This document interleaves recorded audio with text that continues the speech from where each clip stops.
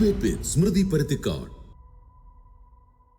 10 വർഷത്തെ പിണറായി സർക്കാരിനെതിരെ തെരഞ്ഞെടുപ്പ് തന്ത്രങ്ങളുമായി കോൺഗ്രസിന്റെ ലക്ഷ്യ സമാപിച്ചിരിക്കുകയാണ്. ചുരുങ്ങിയത് 100 സീറ്റ്, അതിലപ്പുറം നേടാനുള്ള സാഹചര്യം, ഇതാണ് കോൺഗ്രസ് അവകാശപ്പെടുന്നത്. ഒരുമിച്ച് ഒറ്റക്കെട്ടായി എന്ന സന്ദേശമാണ് ബത്തേരിയിലെ ദ്വിദിന സമ്മിറ്റ് പുറത്തേക്ക് നൽകിയിരിക്കുന്നത്. പ്രതിപക്ഷ നേതാവ് അവതരിപ്പിച്ച മിഷൻ 2026 വിപുലമായ പരിപാടികളാണുള്ളത്. 140 ചുരുങ്ങിയത് 85 സീറ്റിൽ വിജയിക്കുമെന്നതാണ് നേതൃത്വത്തിന്റെ കണക്കുകൂട്ടൽ. തദ്ദേശ തെരഞ്ഞെടുപ്പ് ഫലത്തിൽ 80 നിയമസഭാ മണ്ഡലങ്ങൾ വിജയിച്ചത് ആത്മവിശ്വാസം ഉയർത്തുന്നുണ്ട്. കനകൂലു തന്ത്രങ്ങളും പ്രയോജനപ്പെടുത്തുമെന്ന് KC വേണുഗോപാലും പറയുന്നു. പാർട്ടിയുടെ പ്രവർത്തന കലണ്ടർ പുറത്തിറക്കിയാണ് ലക്ഷ്യയുടെ സമാപനം. മുഖ്യമന്ത്രി സ്ഥാനാർത്ഥി ആരെന്ന ചോദ്യം രാഷ്ട്രീയ എതിരാളികളുടേതാണെന്നും ഒരുമിച്ച് നിന്നുള്ള വിജയമാണ് ഏകലക്ഷ്യമെന്നും നേതാക്കൾ പറയുന്നു. സർക്കാരിനെതിരായ പ്രക്ഷോഭ പരിപാടികളാണ് വരും ദിവസങ്ങളിൽ നടക്കാനിരിക്കുന്നത്. തെരഞ്ഞെടുപ്പിന് മുൻപ് കേരളത്തിന് കാത്തുവച്ചിരിക്കുന്ന വിസ്മയങ്ങൾ എന്താകും? ലക്ഷ്യം 100 എന്നതാണ് ചോദ്യം.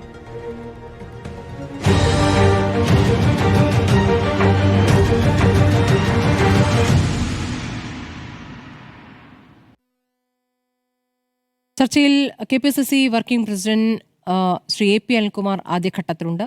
N ശ്രീകുമാർ കോൺഗ്രസ് സഹയാത്രികൻ, റിജി ലൂക്കോസ് CPM സഹയാത്രികൻ, നിസാം സെയ്ദ് കോൺഗ്രസ് സഹയാത്രികൻ, അഡ്വക്കേറ്റ് BN ഹസ്കർ CPM സഹയാത്രികൻ എന്നിവരാണ് ചർച്ചയിൽ ഉടനീളമുള്ളത്.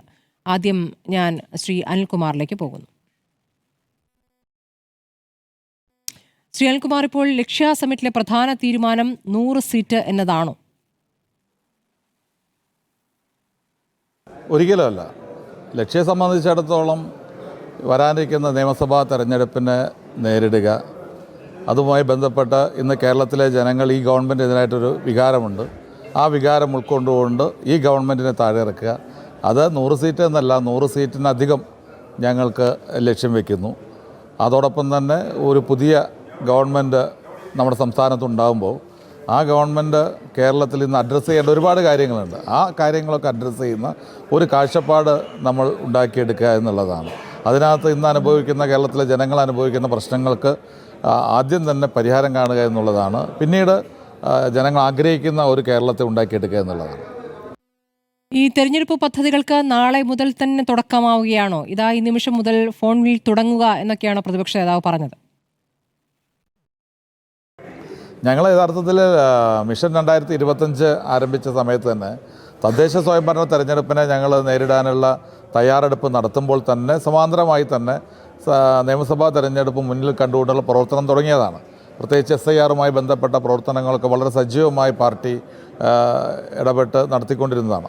പക്ഷേ തെരഞ്ഞെടുപ്പ് കഴിഞ്ഞപ്പോൾ വീണ്ടും ഇനിയുള്ള 2-3 മാസക്കാലത്തെ കർമ്മ പരിപാടികൾ ആവിഷ്കരിക്കുക എന്നുള്ള ഒരു ഫൈനൽ ഒരു വർക്ക് രൂപപ്പെടുത്തിയെടുക്കുന്നതിന് വേണ്ടിയാണ് ഞങ്ങൾ 2 ദിവസത്തെ സമ്മേളനം ഇവിടെ നടത്തിയത്. ഈ വിശാല പൊളിറ്റിക്കൽ പ്ലാറ്റ്ഫോം എന്നതുകൊണ്ട് എന്താണ് ഉദ്ദേശിക്കുന്നത്? അല്ല, ഇതിനകത്ത് ഈ ഗവൺമെൻറ്റിനെതിരായി ഒരു വലിയ ജനവികാരം നിലനിൽക്കുന്നുണ്ട് എന്നുള്ളത് കഴിഞ്ഞ പാർലമെൻറ്റ് തെരഞ്ഞെടുപ്പിലും അതിനുശേഷം നടന്ന തദ്ദേശ സ്വയംഭരണ തെരഞ്ഞെടുപ്പിലും ബോധ്യമായൊരു കാര്യമാണ്. പാർലമെൻറ്റ് തെരഞ്ഞെടുപ്പിലെ ഒരു വിജയം അത് സ്വാഭാവികമായി എല്ലാ പാർലമെൻറ്റ് തെരഞ്ഞെടുപ്പുകളിലും UDFന് മുൻകൈ ലഭിക്കാറുണ്ട് എന്ന് വേണമെങ്കിൽ പറയാം. പക്ഷേ തദ്ദേശ സ്വയംഭരണ തെരഞ്ഞെടുപ്പ് അങ്ങനെയല്ല. കേരളത്തിൻ്റെ ചരിത്രത്തിൽ 2010 മാത്രമാണ് അല്പം ഒരു മുന്നേറ്റം ഉണ്ടാക്കാൻ കഴിഞ്ഞത്. അതിനുശേഷം എനിക്ക് തോന്നുന്നു കേരളത്തിലെ തദ്ദേശ സ്വയംഭരണ തെരഞ്ഞെടുപ്പിൽ ഏറ്റവും വലിയ വിജയമുണ്ടായത് ഇത്തവണയാണ്. അപ്പോൾ അതിൻ്റെ ഒരു കാര്യങ്ങൾ വിലയിരുത്തേണ്ടതായ ആവശ്യമുണ്ട്. അതോടൊപ്പം തന്നെ നിയമസഭാ തെരഞ്ഞെടുപ്പിൽ ഞങ്ങൾക്ക് ഇത്രയും വലിയൊരു വിജയമുണ്ടാകുന്നതിന് എല്ലാവരുടെയും പിന്തുണ ലഭിച്ചിട്ടുണ്ട്. എല്ലാ ജനവിഭാഗങ്ങളുടെയും പിന്തുണ ലഭിച്ചിട്ടുണ്ട്. ആ പിന്തുണ ഒന്നും കൂടി ഉറപ്പിച്ച് നിർത്തണം. എല്ലാ വിഭാഗം ആളുകളുടെയും വോട്ട് വാങ്ങാൻ കഴിയണം, പിന്തുണ വാങ്ങാൻ കഴിയണം. CPMനകത്ത് ഗവൺമെൻറ്റിനെതിരായി ചിന്തിക്കുന്ന ആളുകളുണ്ട്. അവരുടെയും കൂടി ഒരു പ്ലാറ്റ്ഫോമായിരിക്കും അടുത്ത തെരഞ്ഞെടുപ്പിൽ UDFൻ്റെ പ്ലാറ്റ്ഫോം. ഈ സ്ഥാനാർത്ഥികളെ നിശ്ചയിക്കുന്നതിൽ കനകൂലു നിർദ്ദേശങ്ങൾ കൂടി നോക്കിയിട്ടാണോ? സ്ഥാനാർത്ഥികളെ നിശ്ചയിക്കുന്ന കാര്യത്തിൽ അതിൻ്റെ അവസാന വാക്ക് AICC ആണ്. കോൺഗ്രസിനെ സംബന്ധിച്ചിടത്തോളം കേരളത്തിൽ ഇലക്ഷൻ കമ്മിറ്റി ഉണ്ടാവും. കേരളത്തിൽ ഏതെല്ലാം നിയോജകമണ്ഡലങ്ങളിൽ ആരെല്ലാം സ്ഥാനാർത്ഥിയാകണം എന്നുള്ളത് തീർച്ചയായിട്ടും എല്ലാ വിഭാഗം ആളുകളുമായി ചർച്ച ചെയ്യും. പാർട്ടി താഴെത്തട്ടിലുള്ള പ്രവർത്തകരുമായി ചർച്ച ചെയ്യും. അതിനനുസരിച്ചുള്ള ഭിന്നബിലിറ്റി, വിജയസാധ്യതയായിരിക്കും തെരഞ്ഞെടുപ്പിലെ ഏറ്റവും പ്രധാനപ്പെട്ട കാര്യം. അപ്പോൾ അതുകൊണ്ട് അത്തരം കാര്യങ്ങളിൽ കോൺഗ്രസ് അനുവർത്തിക്കുന്ന സമീപനം KPCC ഇത്തവണ കുറേ കൂടി താഴെ തട്ടുള്ള അഭിപ്രായങ്ങൾ സ്വരൂപിച്ചുകൊണ്ടായിരിക്കും സ്ഥാനാർത്ഥികളെ നിർണ്ണയിക്കുക. യുവാക്കളുടെയും സ്ത്രീകളുടെയും പ്രാതിനിധ്യം കൂടുമോ? എല്ലാ കേരളത്തിലെ തെരഞ്ഞെടുപ്പെന്ന് പരിശോധിച്ച് കഴിഞ്ഞാൽ പുതിയ നേതൃത്വം ഉയർന്നു വന്നിട്ടുള്ളത് നിയമസഭാ തെരഞ്ഞെടുപ്പുകളിലൂടെ, അതുപോലെ പാർലമെൻറ്റ് തെരഞ്ഞെടുപ്പിലൂടെ കോൺഗ്രസ് പുതിയ യുവ സ്ഥാനാർത്ഥികളെ യുവജനങ്ങൾക്ക് പിന്തുണ അല്ലെങ്കിൽ യുവജനങ്ങളെ സ്ഥാനാർത്ഥികളാക്കുമ്പോഴാണ്. അതുപോലെ സ്ത്രീകൾക്കും പരിഗണന നൽകുന്ന കാര്യത്തിൽ കോൺഗ്രസ് എക്കാലത്തും മുന്നിൽ നിന്നിട്ടുണ്ട്. ഇത്തവണ തീർച്ചയായിട്ടും അതിൽ വലിയ രീതിയിലുള്ള പരിഗണന ഉണ്ടാവണമെന്ന് AICCയുടെ നിർദ്ദേശമുണ്ട്. അപ്പോൾ അതുകൊണ്ട് അതൊക്കെ പരിഗണിച്ചായിരിക്കും സ്ഥാനാർത്ഥി നിർണ്ണയം നടത്തുക. MP-മാർ മത്സരിക്കാനുണ്ടാകുമെന്ന ചോദ്യം കൂടിയുണ്ട്. അപ്പോൾ ഒരാൾക്ക് ഇളവ് കൊടുത്തു കഴിഞ്ഞാൽ ബാക്കിയുള്ളവരും രംഗത്ത് വരുന്ന ഒരു സാഹചര്യം ഉണ്ടാകും. അത്തരം കാര്യങ്ങളിലൊക്കെ പലപ്പോഴും പല തെരഞ്ഞെടുപ്പിലും പാർലമെൻറ്റ് അംഗങ്ങൾ മത്സരിച്ചിട്ടുണ്ട്. പാർലമെൻറ്റ് അംഗങ്ങൾ നിയമസഭാ തെരഞ്ഞെടുപ്പിലും മത്സരിച്ചിട്ടുണ്ട്. അതോ കേരളത്തിൻ്റെ മുൻകാല തെരഞ്ഞെടുപ്പുകളൊക്കെ ഉണ്ടായിട്ടുണ്ട്. അപ്പോൾ അത്തരം ഒരു സാഹചര്യം അനിവാര്യമാണോ, അത്തരം സാഹചര്യം ഇപ്പോൾ ആവശ്യമുണ്ടോ എന്നൊക്കെ പരിശോധിച്ചതിന് ശേഷമായിരിക്കും അത്തരം കാര്യങ്ങൾ തീരുമാനിക്കുക. വേണോ വേണ്ടയോ എന്നുള്ള ഒരു തീരുമാനവും KPCCയും എടുത്തിട്ടില്ല, AICCയും എടുത്തിട്ടില്ല. ആ സാഹചര്യത്തിൽ ഹൈക്കമാൻഡാണ് അത്തരം കാര്യങ്ങളിലൊക്കെ അവസാന വാക്ക് പറയേണ്ടത്. പ്രതിപക്ഷത്തെ നേതാക്കൾക്കെതിരെ കേസുകൾ വരാനൊക്കെയുള്ള സാധ്യത എത്രത്തോളം കാണുന്നു? ഇപ്പോൾ VD സതീശന് ക്ലീൻ ചിറ്റ് കൊടുത്ത വിജിലൻസ് റിപ്പോർട്ട് വന്നിട്ടും മണപ്പാട് ഫൗണ്ടേഷനെതിരെ CBI അന്വേഷണ സാധ്യത തേടുകയാണ് സർക്കാർ. അത് ഈ ഗവൺമെൻറ് BJPക്ക് പഠിക്കുകയാണ്. കേന്ദ്ര ഗവൺമെൻറ് നടത്തുന്നത് ഇന്ത്യയിലെ പ്രതിപക്ഷ കക്ഷികളെ കേസുകളിലൂടെ അവരെ രാഷ്ട്രീയമായ സമ്മർദ്ദപ്പെടുത്തിക്കൊണ്ട് അവരെ പല രീതിയിലും പാർട്ടി മാറ്റുന്നതിന് വേണ്ടി, പാർട്ടിയെ ഒന്നിച്ചു മാറ്റുന്നതിന് വേണ്ടി, വ്യക്തികൾ അടർത്തിയെടുക്കുന്നതിന് വേണ്ടിയൊക്കെ ശ്രമിച്ച ഒട്ടനവധി ചരിത്രമുണ്ട്. പക്ഷേ കേരളത്തിലെ CPM ആ രീതിയിൽ തന്നെ ചെയ്യുന്നു എന്ന് പറയുമ്പോൾ അവിടെ കണക്കുകൂട്ടൽ തെറ്റും. കാരണം കേരളത്തിലെ പ്രതിപക്ഷം എന്ന് പറയുന്നത്, കോൺഗ്രസ് എന്ന് പറയുന്നത് ഇത്തരത്തിലുള്ള ഓലപ്പമ്പ് കാണിച്ച് പേടിപ്പിക്കരുത് എന്ന് പറയുമല്ലോ, അതുപോലെ പേടിപ്പിക്കുന്നവരല്ല കേരളത്തിലെ കോൺഗ്രസ് നേതാക്കൾ, UDF നേതാക്കൾ. ഇതൊക്കെ ഗവൺമെൻറ്റിന് തിരിച്ചടിയാകും എന്നുള്ളത് വരാനിരിക്കുന്ന നിയമസഭാ തെരഞ്ഞെടുപ്പിൽ ബോധ്യമാകും. അല്ല, അത്തരം കാര്യങ്ങളെക്കുറിച്ചും വ്യക്തമായിട്ടുള്ള ഒന്നും പുറത്തു വന്നിട്ടില്ല. പിന്നെ പ്രതിപക്ഷ നേതാവ് തന്നെ വളരെ ശക്തമായി പറഞ്ഞിട്ടുണ്ട്. അദ്ദേഹം അത്തരം കാര്യങ്ങളെക്കുറിച്ച് നിയമസഭയിൽ ഞാൻ ഓർക്കുന്നു, അദ്ദേഹം വളരെ വ്യക്തമായി തന്നെ സൂചിപ്പിച്ചു ഏത് അന്വേഷണത്തെ നേരിടാനും തയ്യാറാണ് എന്ന് 1-2 വർഷങ്ങൾക്ക് മുമ്പ് അദ്ദേഹം പറഞ്ഞിട്ടുണ്ട്. അപ്പോൾ ഇതൊക്കെ ഗവൺമെൻറ്റിനെ സംബന്ധിച്ചിടത്തോളം ഇത്തരം കാര്യങ്ങളൊക്കെ വഴി നേതാക്കളെയൊക്കെ അവരുടെയൊക്കെ വാക്കുകളെ നിയന്ത്രിക്കാൻ കഴിയും, പ്രവർത്തനങ്ങളെ നിയന്ത്രിക്കാൻ കഴിയുമെന്നാണ് വിചാരിക്കുന്നതെങ്കിൽ CPMന് തെറ്റുപറ്റും. ജനങ്ങൾ ഇതൊക്കെ നോക്കിക്കാണുന്നുണ്ട്. ഇതിനൊക്കെയുള്ള തിരിച്ചടി വരാനിരിക്കുന്ന നിയമസഭാ തെരഞ്ഞെടുപ്പിൽ അവർക്കുണ്ടാകുമെന്നുള്ള കാര്യത്തിലും തർക്കമില്ല. ഈ തെരഞ്ഞെടുപ്പിൽ സ്വർണ്ണക്കൊള്ളയാണോ പ്രധാന വിഷയം? ഒട്ടനവധി കാര്യങ്ങളുണ്ട്. സ്വർണ്ണക്കൊള്ള മാത്രമല്ലല്ലോ, ഈ ഗവൺമെൻറ്റിന് 9 വർഷക്കാലത്തെ ഭരണം എല്ലാ തലങ്ങളിലും. ഇപ്പോൾ ജീവനക്കാരുടെ കാര്യങ്ങൾ എടുത്തു നോക്കൂ. പ്രഖ്യാപനങ്ങൾക്കപ്പുറത്ത് എന്താണ് നടക്കുന്നത്, എന്തുമാത്രം കാര്യങ്ങൾ DAയുടെ കാര്യത്തിലായാലും ശമ്പള പരിഷ്കരണവുമായി ബന്ധപ്പെട്ട കാര്യത്തിലായാലും ഒക്കെ എല്ലാം പെൻഡിങ്ങിലല്ലേ. അതുപോലെ എല്ലാ തലങ്ങളും, വിലക്കയറ്റം ഒരു ഭാഗത്ത് ശക്തമാണ്. അങ്ങനെ ഓരോ മേഖല എടുത്തു കഴിഞ്ഞാലും വളരെയധികം പ്രയാസത്തിലാണ് കേരളത്തിലെ ജനങ്ങൾ. നമ്മുടെ കൺസ്ട്രക്ഷൻ സെക്ടർ എന്ന് പറയുന്നത്, നിർമ്മാണ മേഖല ഏതാണ്ട് സ്തംഭിച്ച് നിൽക്കുകയാണ്. നമ്മുടെ റോഡുകൾ ഇന്ന് പൂർണ്ണമായി തകർന്ന് കിടക്കുകയാണ്. അപ്പോൾ ഇതൊക്കെ ഇന്ന് ഈ ജനങ്ങൾ ചർച്ച ചെയ്യുന്ന വിഷയങ്ങളാണ്. അതോടൊപ്പം ഇതൊക്കെ ഇത്തരം കാര്യങ്ങളിൽ സമ്പൂർണ്ണ പരാജയം, അതോടൊപ്പം ജനങ്ങൾ ഏറ്റവും പവിത്രമായി കാണുന്ന ഒരു തീർത്ഥാടന കേന്ദ്രത്തിൽ നടക്കുന്ന ഇത്തരം കാര്യങ്ങൾ ജനങ്ങൾക്കിടയിലുണ്ടായിട്ടുള്ള ഒരു വേദന എത്രമാത്രം വലുതാണ് എന്ന് എല്ലാവർക്കും ബോധ്യമാണ്. അത് രാഷ്ട്രീയത്തിന് അതീതമാണ്. എല്ലാ വിഭാഗം ജനങ്ങൾക്കും ഇത്തരം കാര്യങ്ങളിൽ പ്രതിഷേധമുണ്ട്. സംരക്ഷിക്കേണ്ടവർ ഇന്ന് കൊള്ളക്കാരായി മാറുന്ന സാഹചര്യമാണ്. അപ്പോൾ അതിനെതിരെയുള്ള പ്രതിഷേധം ജനങ്ങൾക്കിടയിൽ നിന്നുണ്ടാകും. തെരഞ്ഞെടുപ്പിൽ കോൺഗ്രസിന് നായകനില്ല, നായകർ എന്നതാണോ? കോൺഗ്രസിൻ്റെ മുൻകാല ചരിത്രത്തെക്കുറിച്ച് ബോധ്യമുള്ള ആരും അത് പറയില്ല.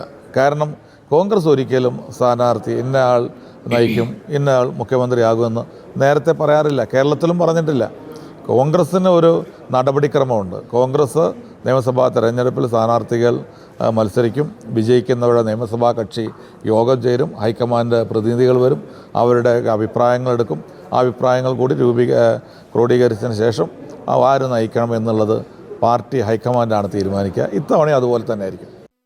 മുസ്ലിം ലീഗിന് ഇപ്പോൾ കൂടുതൽ സീറ്റ് എന്ന ആഗ്രഹമുണ്ട്, അത് പരിഗണിക്കേണ്ടി വരില്ലേ? ഈ തെരഞ്ഞെടുപ്പിനെ സംബന്ധിച്ചിടത്തോളം കോൺഗ്രസ് ആയാലും മുസ്ലിം ലീഗ് ആയാലും കേരള കോൺഗ്രസ് ആയാലും കോൺഗ്രസ്സിലെ ഘടകകക്ഷികളായാലും എല്ലാവർക്കും നല്ല ബോധ്യമുണ്ട് ഒറ്റക്കെട്ടായിട്ട് ഒരുമിച്ച് പോകേണ്ട തെരഞ്ഞെടുപ്പാണ് ഈ തെരഞ്ഞെടുപ്പ് എന്ന്. അതുകൊണ്ട് നിങ്ങൾ ആരും ഉദ്ദേശിക്കുന്ന രീതിയിലുള്ള ഒരു പ്രയാസവും ഘടകകക്ഷികളുമായിട്ട് സീറ്റ് നിർണയ കാര്യത്തിലോ മറ്റ് കാര്യങ്ങളിലോ ഒന്നും ഉണ്ടാവില്ല. 1-2 സിറ്റിങ്ങൾ കൊണ്ട് പ്രശ്നങ്ങൾ പരിഹരിച്ച് UDF ഒറ്റക്കെട്ടായി ഈ തെരഞ്ഞെടുപ്പിൽ മുന്നോട്ട് പോകും. അവസാനമായി ശ്രീ അനിൽകുമാർ, ഇപ്പോൾ ഇനി സമര കേരളത്തിലേക്കാണോ ഇനി നീങ്ങുന്നത്? ഏതൊക്കെ വിഷയങ്ങളാണ് പ്രതിപക്ഷം ഏറ്റെടുക്കാനിരിക്കുന്നത്?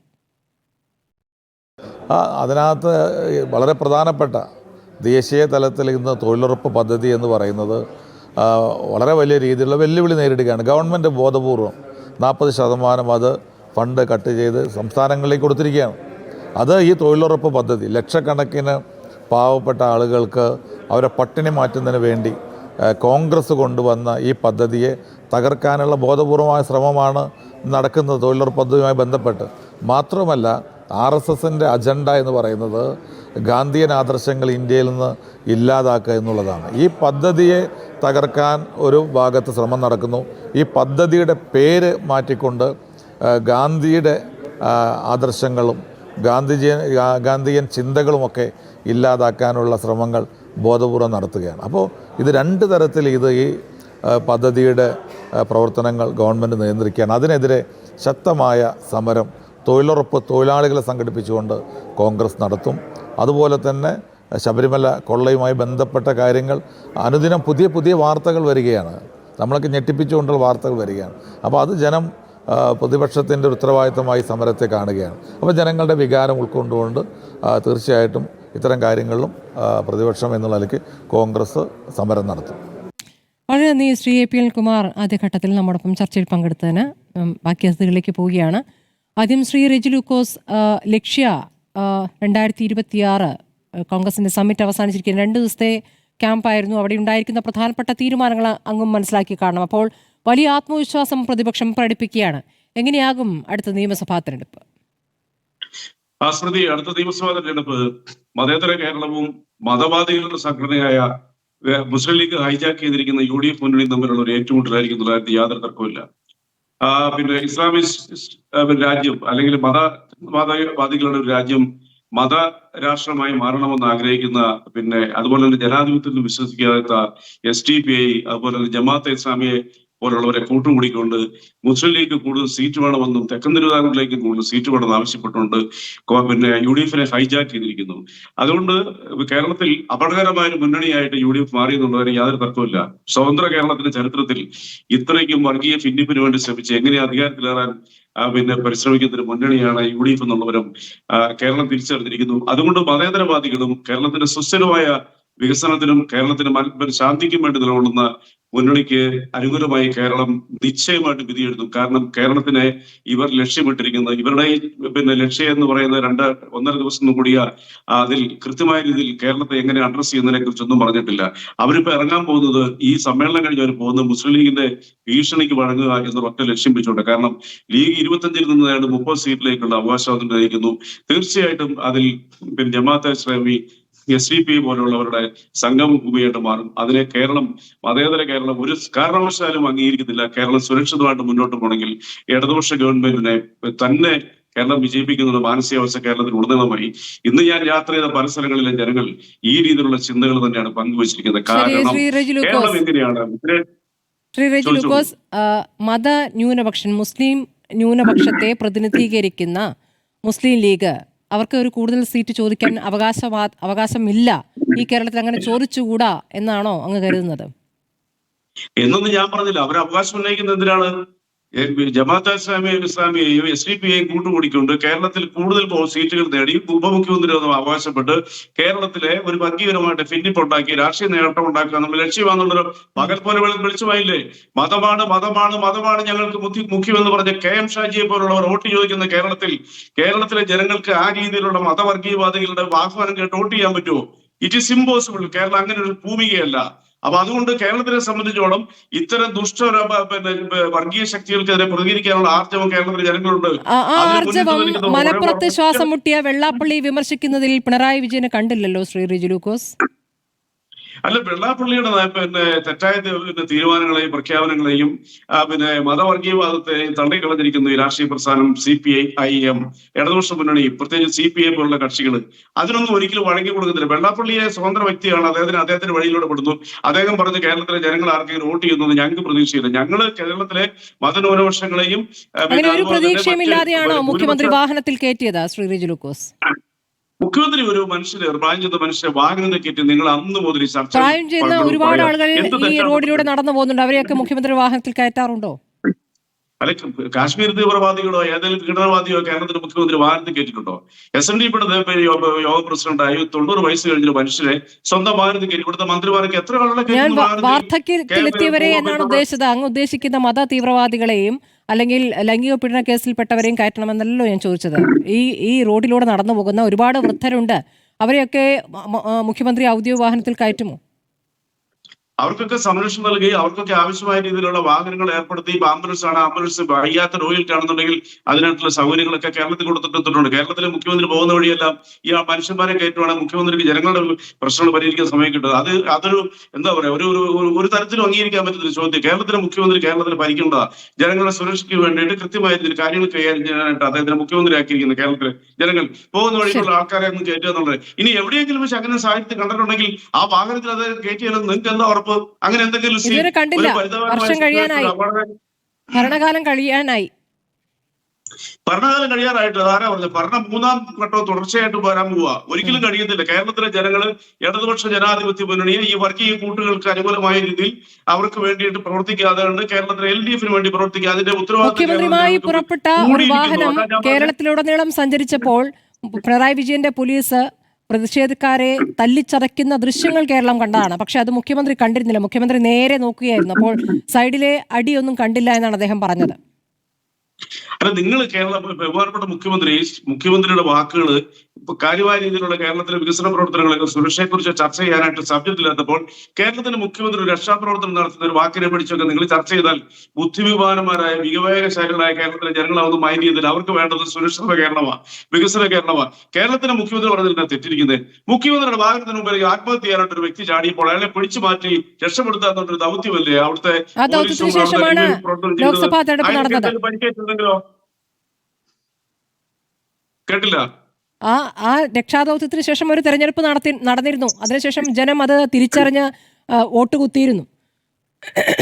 അല്ല, 2019 ഇതുപോലെ തന്നെ നിങ്ങൾ പറഞ്ഞു 2019 ഞങ്ങൾക്ക് ഒരൊറ്റ സീറ്റ് മാത്രം കിട്ടി, ലോക്സഭയിൽ തകർത്തടിച്ചെന്ന് പറഞ്ഞ് നിങ്ങൾ വാദങ്ങൾ കൊണ്ടുവന്നു. അന്ന് ഞങ്ങൾ പറഞ്ഞു 21 കാണാന്ന് പറഞ്ഞു. ആ വെല്ലുവിളി കേരളത്തിലെ ഏറ്റെടുത്ത് ഞങ്ങളല്ല, ജനങ്ങളാ. ജനങ്ങൾ പറഞ്ഞു നിങ്ങളുടെ വെല്ലുവിളി ഞങ്ങൾ ഏറ്റെടുത്തിരിക്കുന്നു. 8 സീറ്റ് അധികം നൽകി 99 സീറ്റോടെ ഈ സർക്കാരിന് അധികാരത്തിലെത്തി. അത് തന്നെ അതേ നാടകമാണ് ഇപ്പൊ കേരളത്തിൽ മാധ്യമങ്ങൾ ആവർത്തിച്ചുകൊണ്ടിരിക്കുന്നത്. കോൺഗ്രസും അവരുടെ അനുയായികളും ഒക്കെ ഉൾപ്പെടെയുള്ളവർ എന്താ 2019 അല്ലെങ്കിൽ 2024 ആവർത്തിക്കുന്നുണ്ടോ? അതിനൊരു തെളിവ് ഞങ്ങൾ ഇവിടെ കാണിച്ചു തന്നു. ഞങ്ങളല്ല, കേരളത്തിലെ ജനങ്ങളെ നിങ്ങൾ തെറ്റിദ്ധരിപ്പിക്കാൻ നിങ്ങൾ എത്ര പ്രാവശ്യം ചർച്ച ചെയ്താൽ നടക്കിയ സ്മൃതി. കാരണം കേരളത്തിന്റെ ചോദ്യം ചോദിക്കുമ്പോഴേക്കും എങ്ങനെയാണ് കേരളത്തിലെ ജനം തെറ്റിദ്ധരിക്കുക? ശ്രീ റെജി ലൂക്കോസ്, അങ്ങ് ഉത്തരം പറഞ്ഞ് ക്ലാരിറ്റി തന്നാ പോരെ? അല്ല, കേരളത്തിലെ ജനങ്ങൾ തെറ്റിദ്ധരിക്കുന്നുണ്ടെങ്കിലല്ലേ ഞാൻ ക്ലാരിറ്റി ചെയ്യേണ്ട ആവശ്യമുള്ളൂ. കേരളത്തിലെ ജനങ്ങളോട് നിങ്ങളുടെ റിപ്പോർട്ടർമാരെ നിഷ്പക്ഷമായിട്ട് ചോദിച്ചു നോക്കിയേ. ഒരു വർഗീയവാദികളെയും മതരാഷ്ട്രവാദികളെയും ജനാധിപത്യത്തിൽ വിശ്വസിക്കുന്നവരെ കൂട്ടുകൂടിയുള്ള വർഗീയ മുന്നണിയെ വോട്ട് ചെയ്യുമെന്ന് നിങ്ങൾ അവരോട് ചോദിച്ചു നോക്കുക. കേരളം അങ്ങനെ ഭൂമിയല്ല. ഇന്ത്യക്ക് ലോകത്തിന് മാതൃക കേരളം. നിങ്ങളത് ചോദിച്ചു നോക്കൂ. നിങ്ങൾ അത് ചോദിച്ചിട്ട് മറുപടി ഈ കേരളത്തിലെ മുഴുവൻ ജനങ്ങളെയും പ്രതിനിധീകരിക്കുന്ന ഈ ജമാഅത്തെ ഇസ്ലാമിയാണോ? അങ്ങ് ഇങ്ങനെ നാഴികയ്ക്ക് 40 വട്ടം ഈ ജമാഅത്തെ ഇസ്ലാമി എന്ന് പറഞ്ഞുകൊണ്ട് അവർക്ക് ഇങ്ങനെ ഇത്ര വലിപ്പം കൊടുക്കാതിരിക്കൂ. ഞാൻ ശ്രീകുമാറിലേക്ക് പോവുകയാണ്. ശ്രീ N. ശ്രീകുമാർ, മതവാദികളും മതേതരവാദികളും തമ്മിലുള്ള ഏറ്റുമുട്ടലാകും ഈ വരുന്ന തെരഞ്ഞെടുപ്പിൽ. നിങ്ങൾ മതവാദികളാണ്.